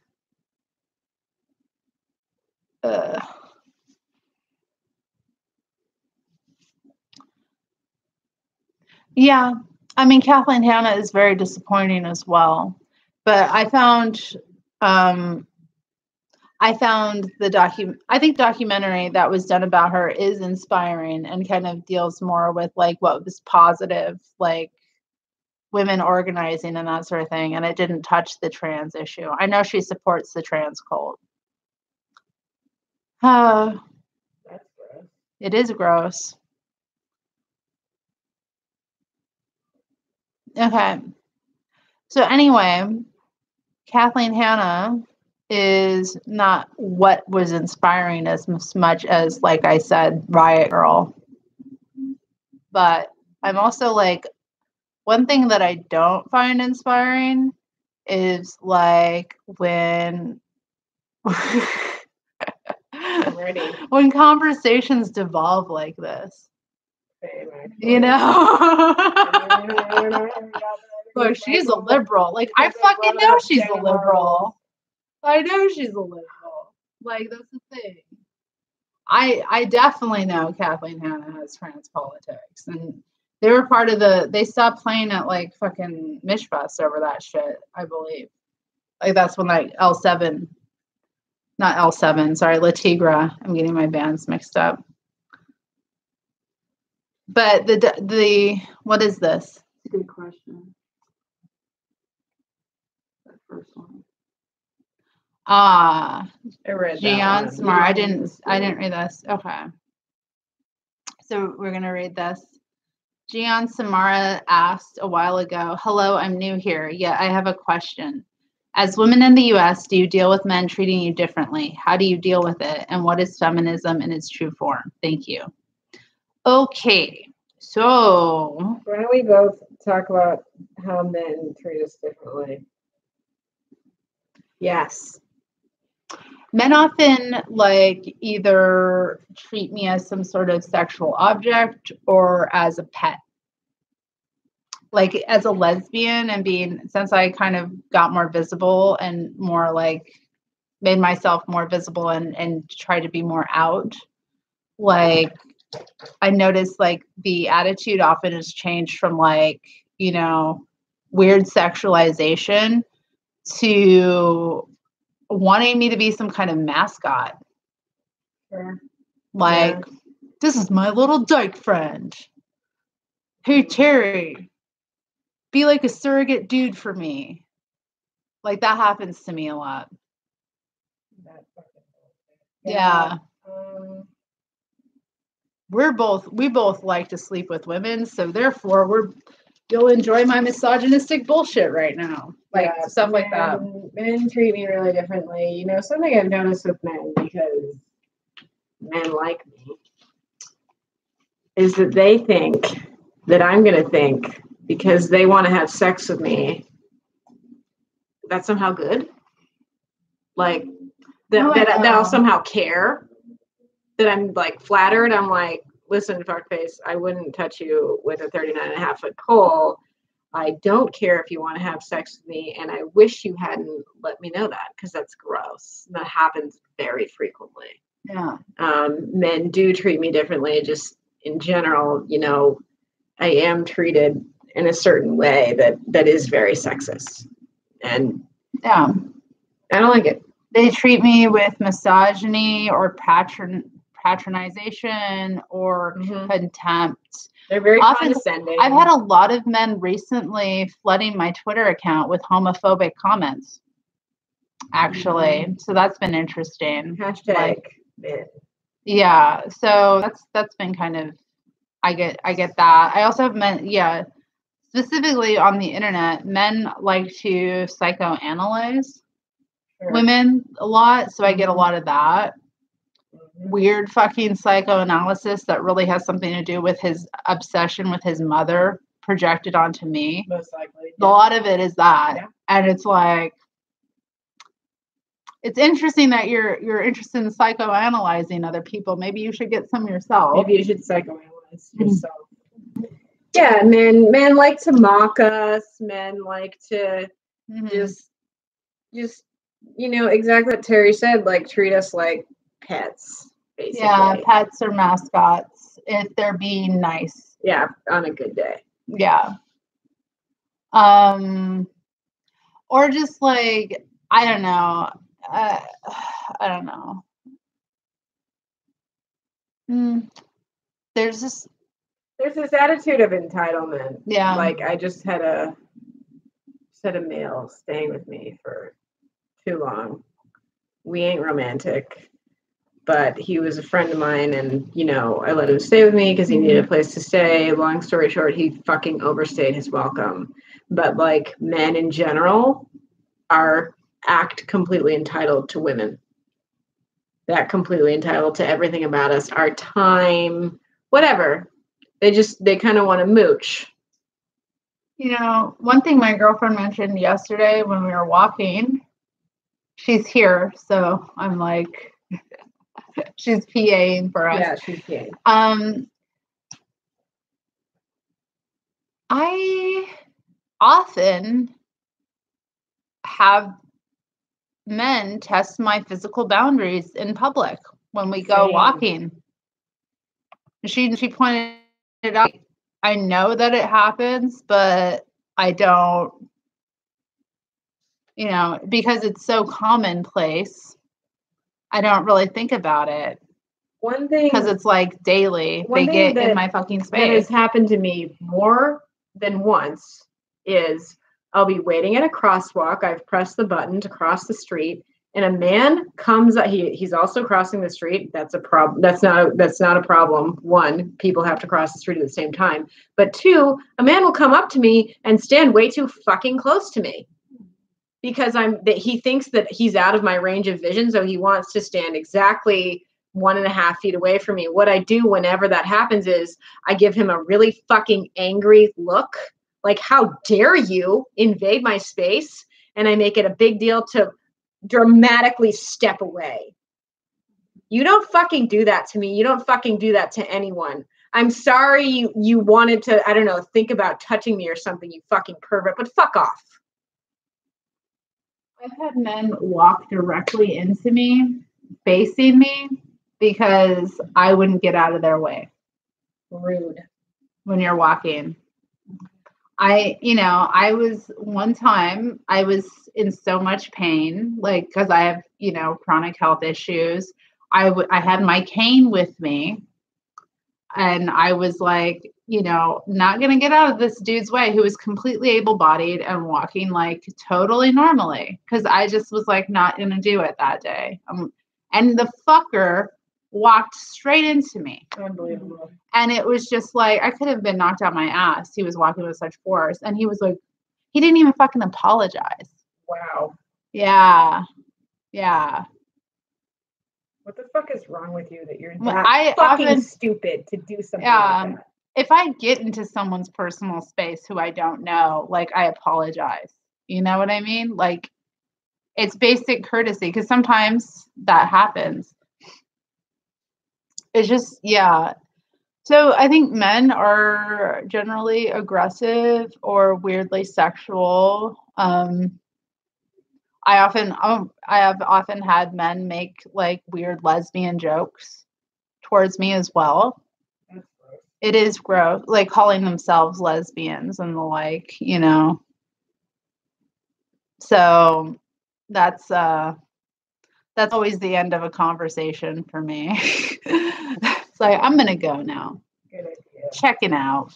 But so the second part of the question is, what is feminism in its truest form? What is feminism in its truest form? I don't know. It is working towards the liberation of women from men, the liberation of women from patriarchy. If you're not doing that, I don't think that's feminism.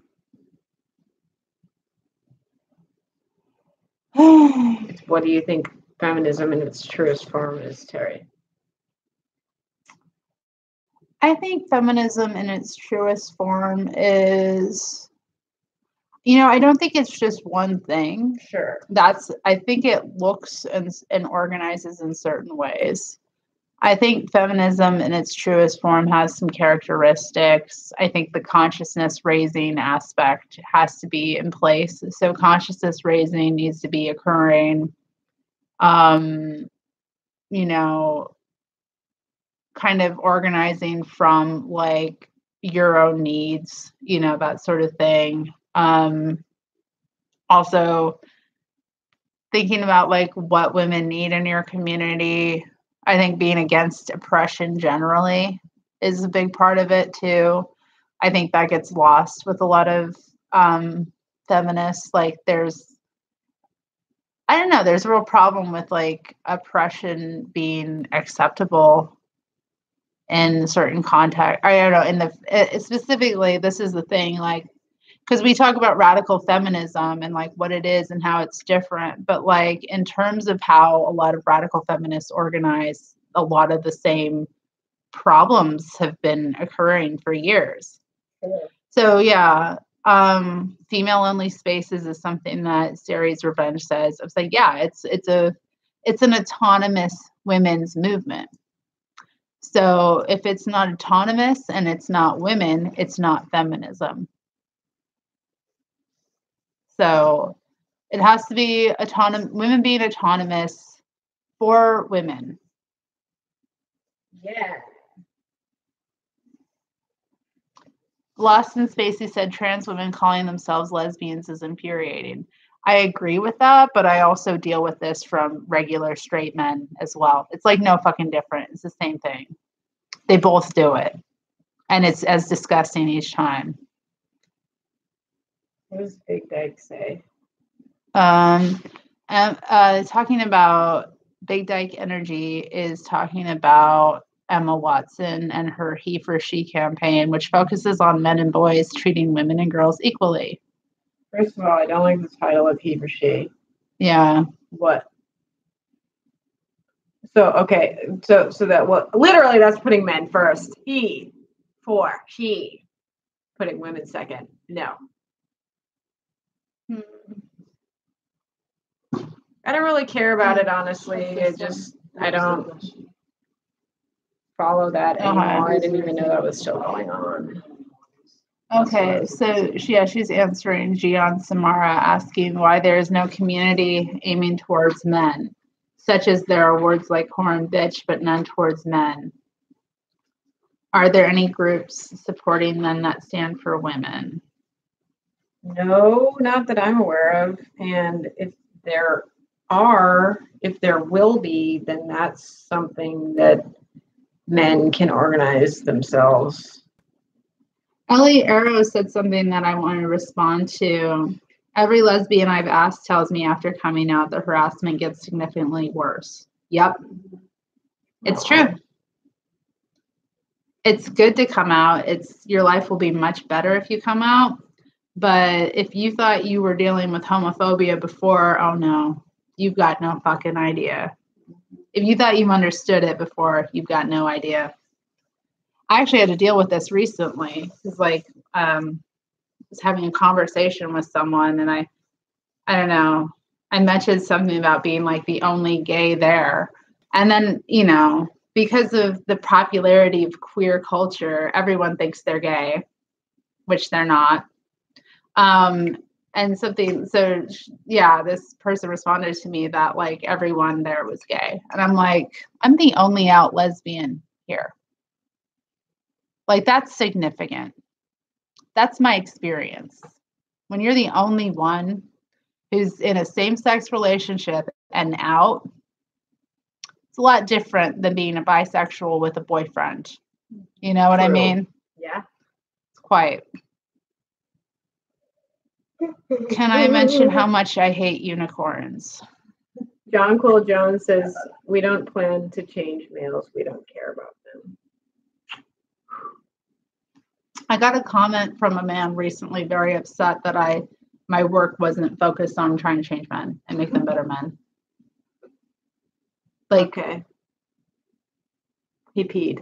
He had to pee, and Terry, I just want to I'm here to pee. And I peed. I need to pee, and I've peed. So I just want you to know that. I'm just here to pee, ladies. I don't hate unicorns, but I see how you're annoyed with them. Darren says sexual preference is a social construct. There is no gay or straight. Okay.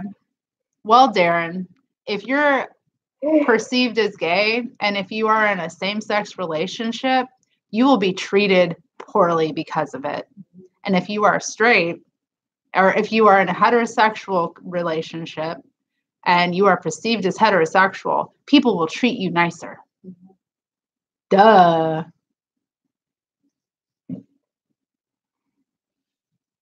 Like, why is that even necessary to fucking say? That's just like fucking navel-gazing bullshit. I'm talking to you about my material fucking reality, and you want to fucking talk about it's a social construct.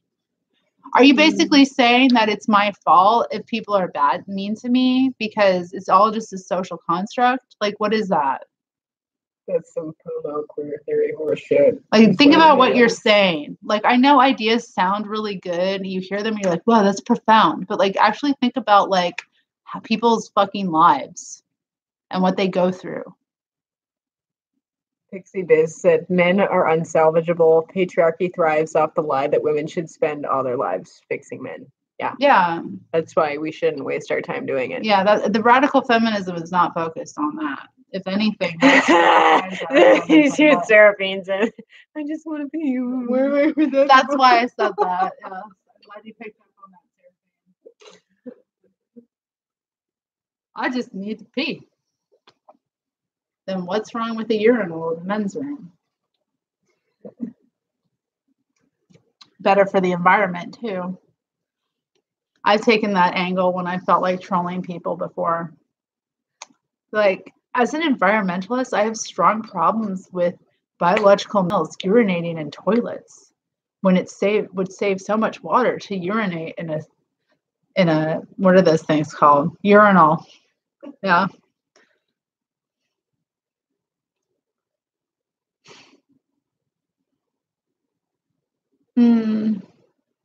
Oh, question about male allies. Do you think they can actually be allies? We were discussing that in our group the other day, and we're evenly split on it. I don't know. What does an ally mean? I guess. I don't think they What should is have, an ally? Well, here's what I think. I don't think that men should have any part really in the women's movement. Mhm. Like, it's about women. Women need to make it happen. Does that mean men are going to be? I mean, do you see what I'm saying? You see what I mean? Go Yeah, ahead. they should You mind go their own ahead. fucking Go ahead. business for one. Yeah, that's what I'm saying. But what I want to say is I don't like the term ally, period, because ally is a very liberal past term as it is. Mhm. I'm not an ally when I'm against racism.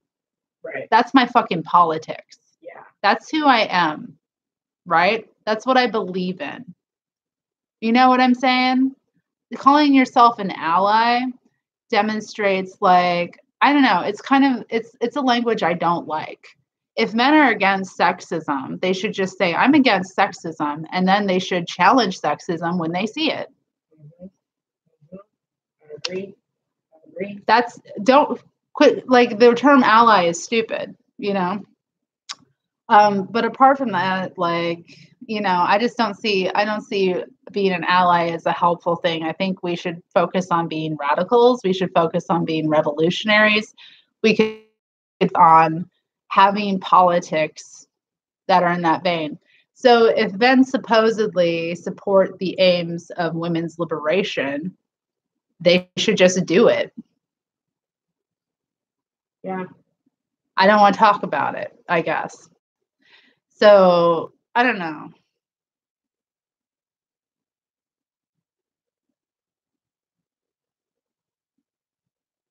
Yeah, Sari's Revenge says, you measure a man by what he does. The more he speaks, the less he does. And whatever he does doesn't belong in the women's movement. You can't declare yourself an ally. Others have to deem you so. I agree with that. I also think that you measure everyone by what they do, not just men. So women, too, should be judged by what they do. I'm thinking, are you talking about that guy that wrote The Gift of Fear? No, that's Gavin de Becker. Right. Some men have written some interesting things. I don't know about this particular person that Lem Yog is bringing up, though. Because, Gavin de Becker wrote a book called The Gift of Fear, which kind of does, in many ways, discuss really kind of radical feminist politics. Not in the same language, but because radical feminist politics and ideas are reality. Women are afraid of men. Women live their lives trying to mitigate male violence or trying to negotiate how to, not be a victim of a violent crime perpetrated by a man. Like, that's a reality. When we go out into the public, and sometimes in our own fucking homes, we're negotiating that. The end of patriarchy. Ew, Robert Jensen. I think Robert Jensen disturbs me because, like, I remember reading about research, him and Gail Nines doing research, aka watching pornography together. And he wrote this piece about how they were watching, like, porn together and how she was horrified and he had a, like, erection. And when I read that, I was done with him. Wow. I was done. He's like, how can it be that she's horrified yet I have an erection? And it's just like, I think a lot of women are so desperate to believe that men are good that men like Robert Jensen can get away with a lot of shit. Yeah, Lem Yag. I know. This is the same thing with, like, any of these. So Cruel Illusion asks, why does Megan Murphy interview these male allies like Miranda Yardley and Robert Jensen? Well, because Megan Murphy believes in men. Megan Murphy is a heterosexual woman. Megan Murphy is invested in men. She believes that men can change, and she wants male approval for her work. That is been the case her whole freaking thing. Like, she's always been that way. Ooh, Miranda Yardley is interviewing Kathy Brennan. Of course he is. That'll be interesting. Two narcissists together. That'll be fun. Yeah, I said it. Oh, Ara is here. Hi. Thanks for coming.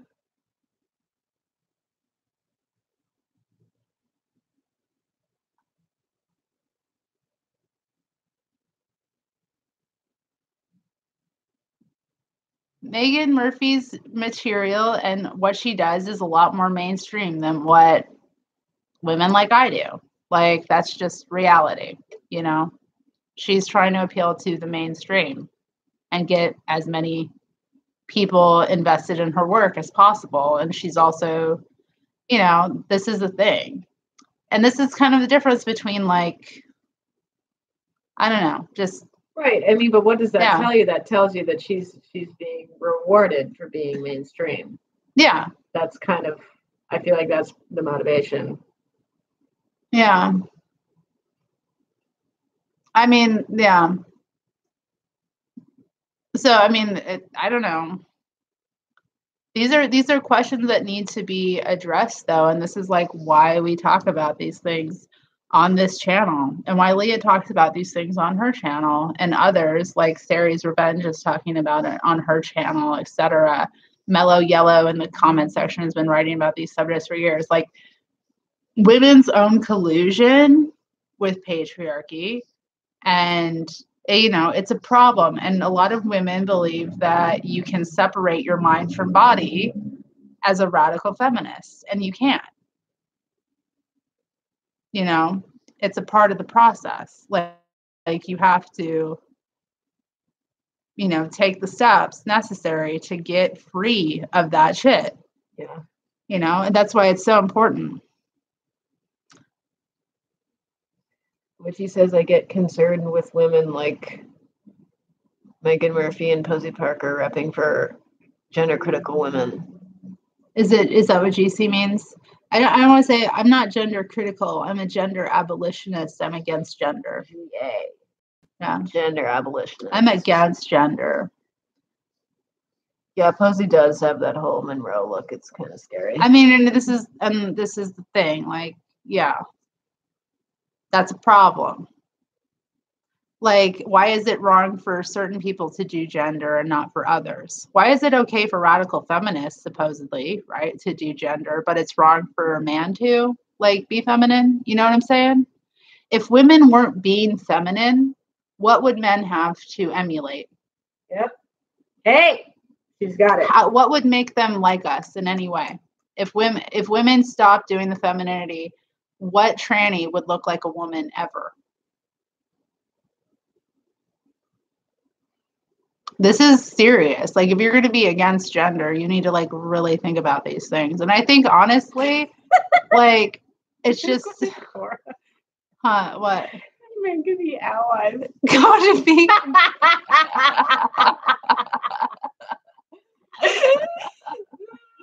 Thank you, Cora.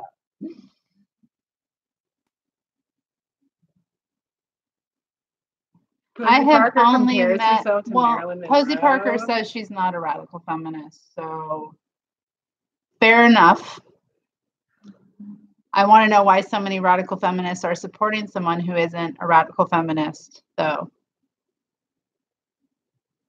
You know, and it's also been really incredibly awful to women in our community, and, you know, even driven some women away from doing work that matters.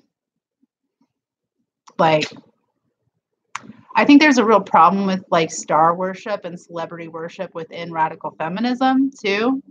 Just because someone has a lot of attention on their work or celebrity around what they're doing does not make them more important than other women. All right.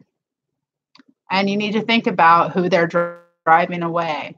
And if they're driving away women who are genuine, not a lot of women have the stamina that someone like me has. All right.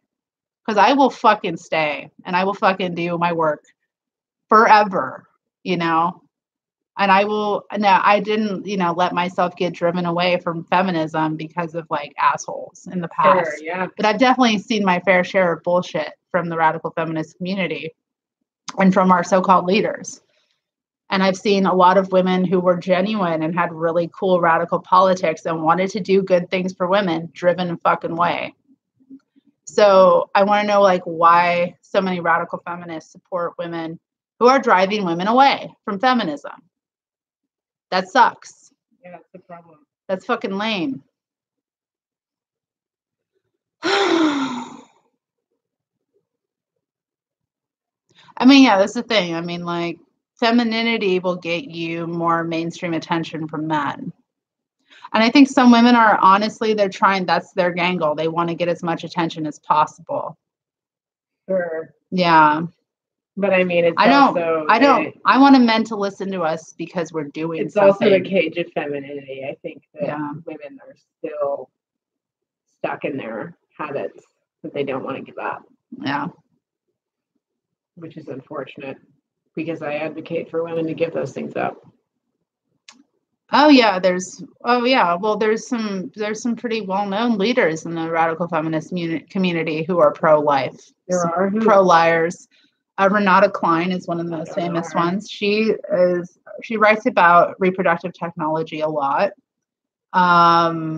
She's well known. She's part of Spinifex. Who else? They're publishers in Australia.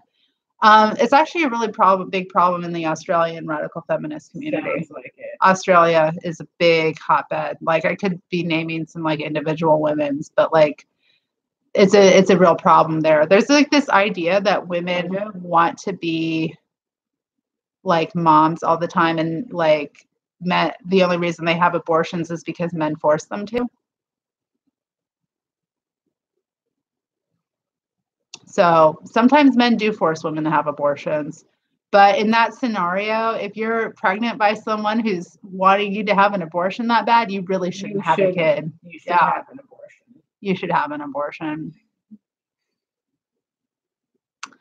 Yeah. If you ask her directly, she will write you a fucking book, essentially, not answering the fucking question. In my, not a choice. It was a terrible Why was she decision. Invited? Why are these women invited? Because places? They have money and they have connections. That's why.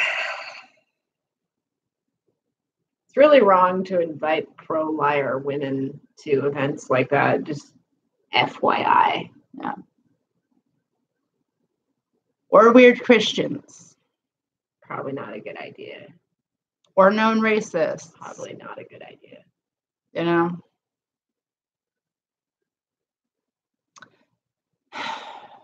Well, I'm glad you got to meet all of them. I adore Julia Long. I actually did a video with her years ago. You can go back on this channel and watch it if you're interested.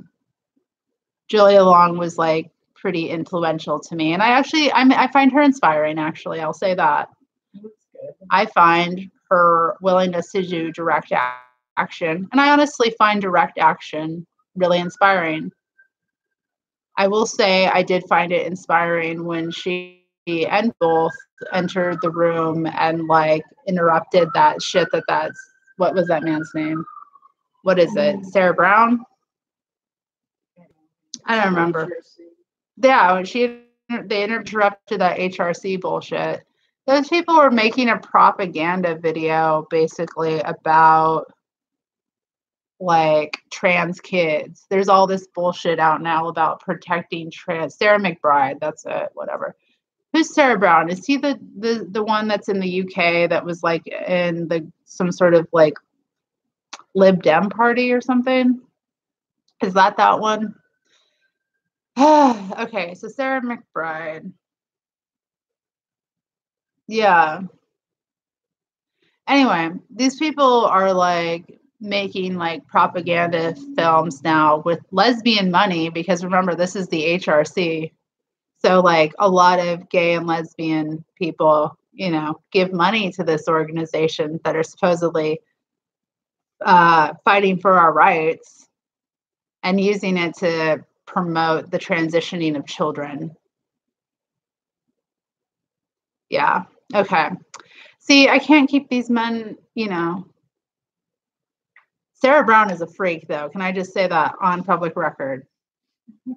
That guy is a freak. There was like some sort of like article ran years ago about his like threesome relationship with his wife and this other man who identifies as a woman. Wow. And they're all lesbians together, you guys. Oh my God. No lesbian is in that relationship. Okay.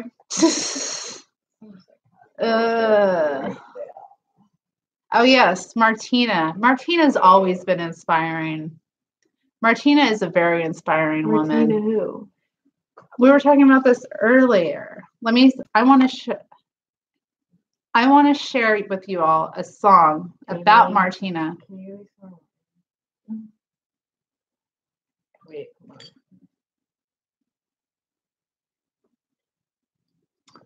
So there is a folk singer that I've loved a long time who I also find inspiring named Frank. She's a Jewish lesbian folk singer. Cool. She makes obnoxious Jewish lesbian folk music. Awesome. It's fucking amazing. And she did a song about Martina. So I'm going to play it. Oh, I'm excited. This is like live because there's not enough on YouTube. Turn it way up. Oh, she's so hot. She's hot, yeah. Thank you. True. Just to watch her win. Playing on the grass courts at Wimbledon. If anyone should ask me, Frank, who's the greatest? Well, I would have to say, without a doubt, in my mind, it's M-A-R-T-I-N-A. Yes, M-A-R-T-I-N-A. She's the greatest in the world today. N-A-V-R-A-T-I-L-O-V-A.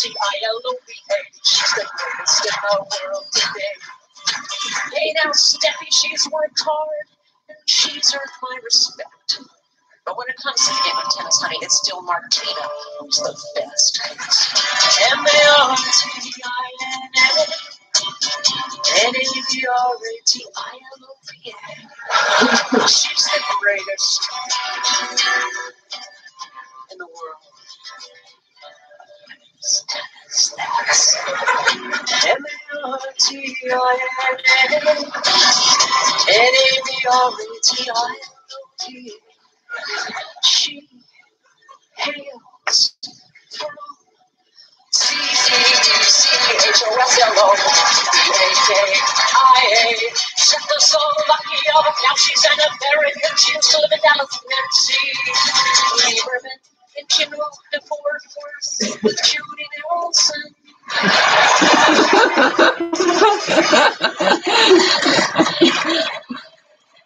Yeah. Okay, No relation. But I love her anyway. I don't care who she's stupid. Oh, I got up at 7 just to watch her win. Playing on the war grass courts. If anyone should ask me, go ahead, ask me. Guess I'd have to say, without a doubt in my mind or heart, it's M-A-R-T-I-N-A. M-A-R-T-I-N-A. Don't you agree? Well, I think we all agree because we need more female professional athletes speaking out against men and women's sports. Yep. Yeah. Yep. The Frank is spelled P-E-H-R-A-N-C.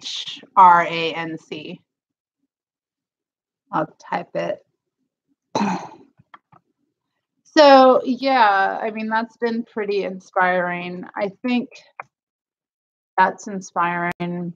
I'm trying to think what else is inspiring. I mean, Frank is pretty inspiring.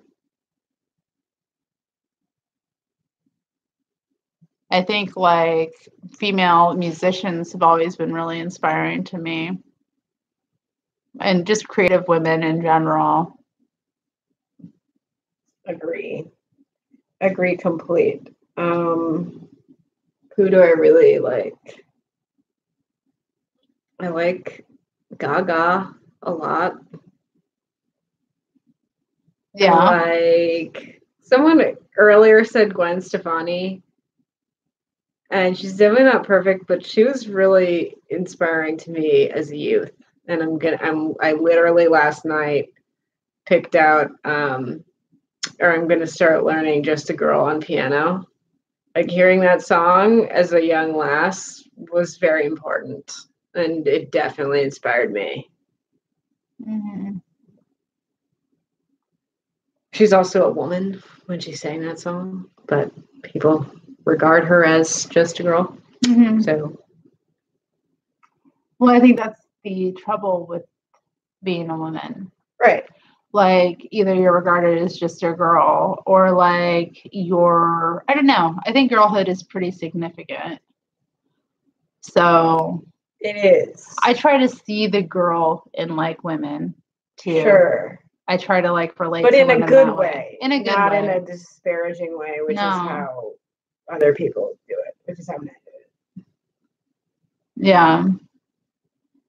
I think you have been saying that you are trying to do things now that you did as a girl. Mm-hmm. And I really took that to heart, and I've also been doing that. And I think that those things are very inspiring. Yeah.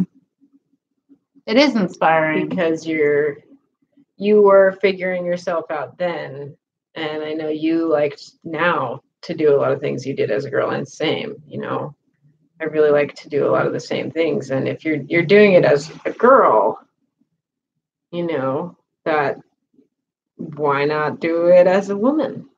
Mm-hmm. I think like part of like being a woman is, I don't know, there's like this weird separation that goes on. Like in order to grow up, you have to cut yourself off from like who you were as a girl. Sure. But you're like, women are expected to be infantile or, infantilized. Yeah, women are infantilized. Yes. Or are expected to be infantile. That's Sure. what I mean, Right. infantile. Right. So like there's this whole arrested development thing, but I think if women just like stuck with their authentic self as a girl, they'd be a lot better off.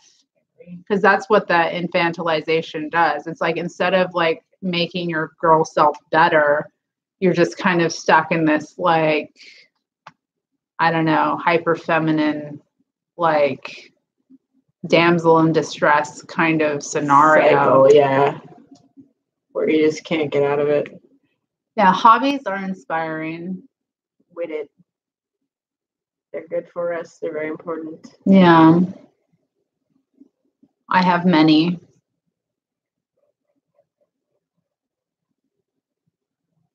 I like being productive.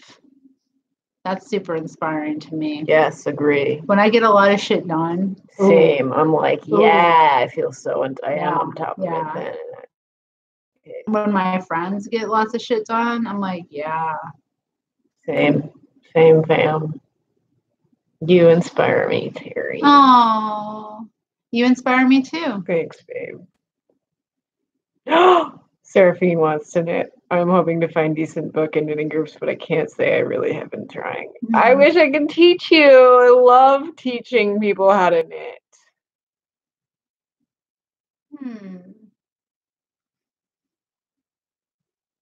Why was that? Why is it not found? I don't know, because I think she says the word pedophilic. Okay. Where'd it go? There it is. The girl that women allow themselves to become via EAD is the male pedophilic version of girlhood. That's right. You're right. It's exactly what it is. You know, this pretty fuck toy that you have access to. That doesn't have any real thoughts. That is just there to serve men and be a dick receptacle. No thanks. Love listening to you while I'm outside. Being able to hear both of your thoughts and mine's completely change the energy inside of me. Makes the cold nights out here much more enjoyable. Aw, thanks. Glad to hear about it.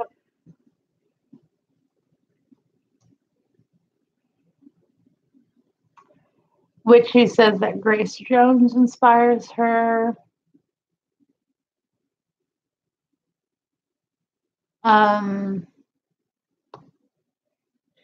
Yeah.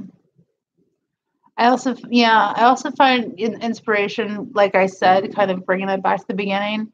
Number one inspiring thing that I find is spending time with myself.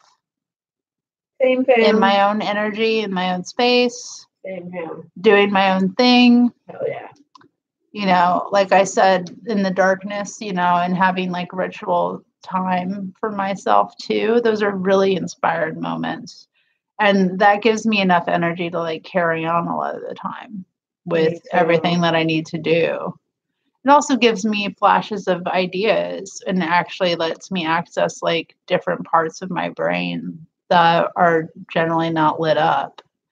So I have to say, like, don't underestimate just the inspiration that can come from spending time with your actual self away from others and just like listening to your own inner voice and what it wants to do.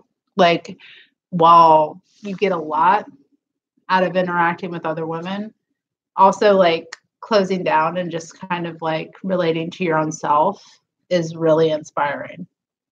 That's the whole thing about like a room of one's own, right? That Virginia Woolf talked about. The feminist bookstore in my hometown was called A Room of One's Own. Yeah. Having some space. Women can't really create unless they have some space to do it in. So that's the most, even if it's just like mental space, like it helps.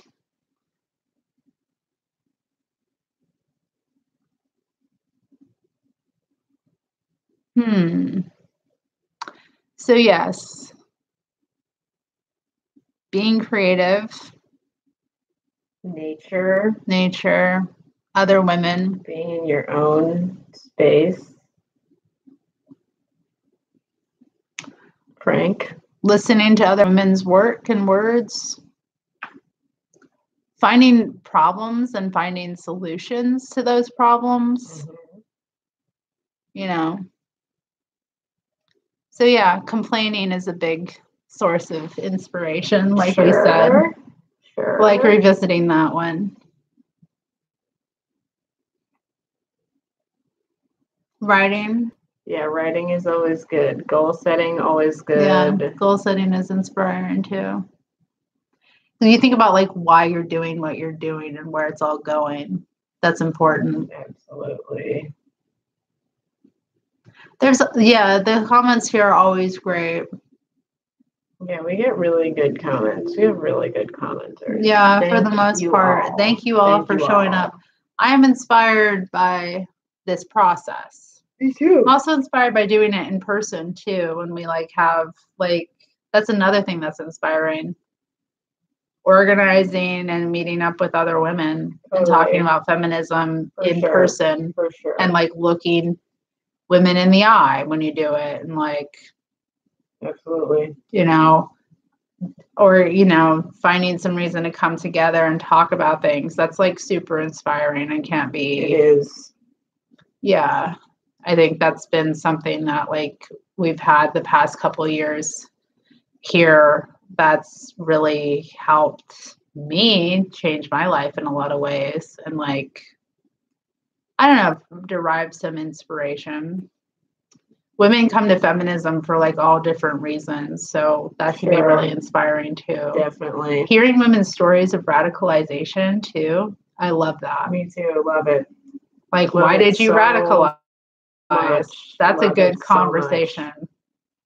much. What did it for you?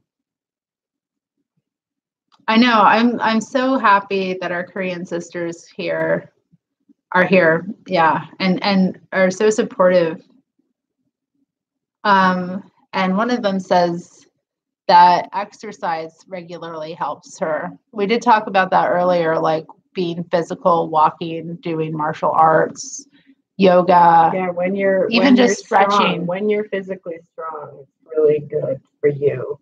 You know, Yeah. when you know that you're physically strong, you know that you're mentally strong, you know that, you know, when I feel myself getting stronger and stuff, it really motivates me Yeah. in all areas of life.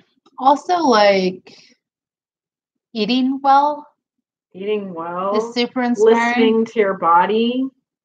You know, Like- in the past I've eaten like really badly and I've not listened to my body, you know, and that doesn't make you feel good physically, you know. Makes Yeah. you not have a lot of energy and stuff. Eating healthy food, Yeah. Like whole food too. whole food. No fake food, like real food. Yeah. That has been like, in terms of my own like mental energy and inspiration, like so much better. Like, Definitely. hmm. Totally agree. So yeah. Oh, also like learning about other cultures and stuff. I was just gonna say, learning Yeah. other languages really inspires me. Like, I love learning other languages, and I love learning how other languages say certain things, because it can just be so inspiring, you know, when the language is structured differently. Yeah.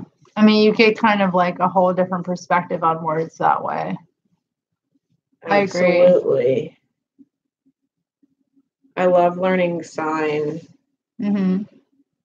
because it's often so literal, Yeah. which is very cool. It's very blunt. Like in sign, like it's not rude at all to just straight up ask someone what their ethnicity is, like upon meeting them, because it's a visual world. It's a totally visual world, you know. So you just ask that.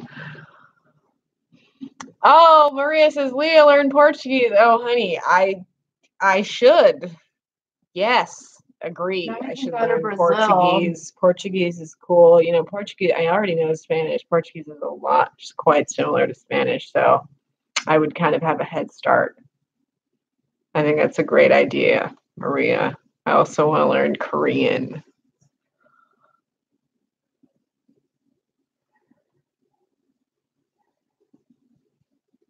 Oh, you know what inspires me? Rearranging my place, if I can. Yeah. You know, just moving things around, kind of getting a new setup can be really inspiring for me, because you do kind of get, sometimes I get stuck in, you know, thought patterns, and like sometimes moving stuff around, just like, you know, my place of living can help. Yeah. I know this place, like the energy really changed in it when I moved everything around. That's the good. furniture, like, Yeah, that's great. It became like, I don't know, a place with better energy.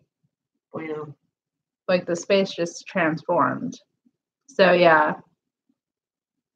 But yeah, I mean, I find like learning about other cultures and like also just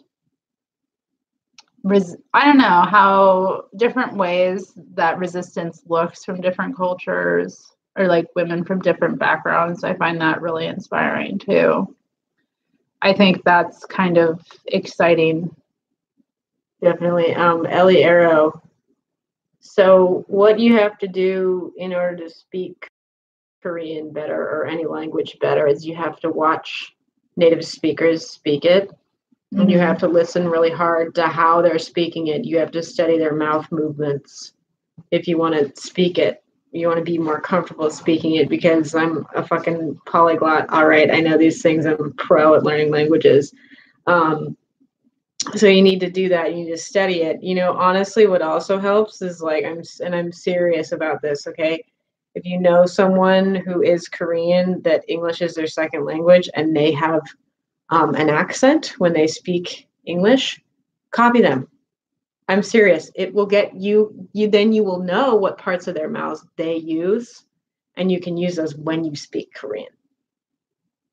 So that should help. Good luck. Welcome, Elmo. I feel like we should probably start to wrap this up. Yeah, we should probably go. 2 hours. It's been a while. And we've talked about tons of inspiring We have. things.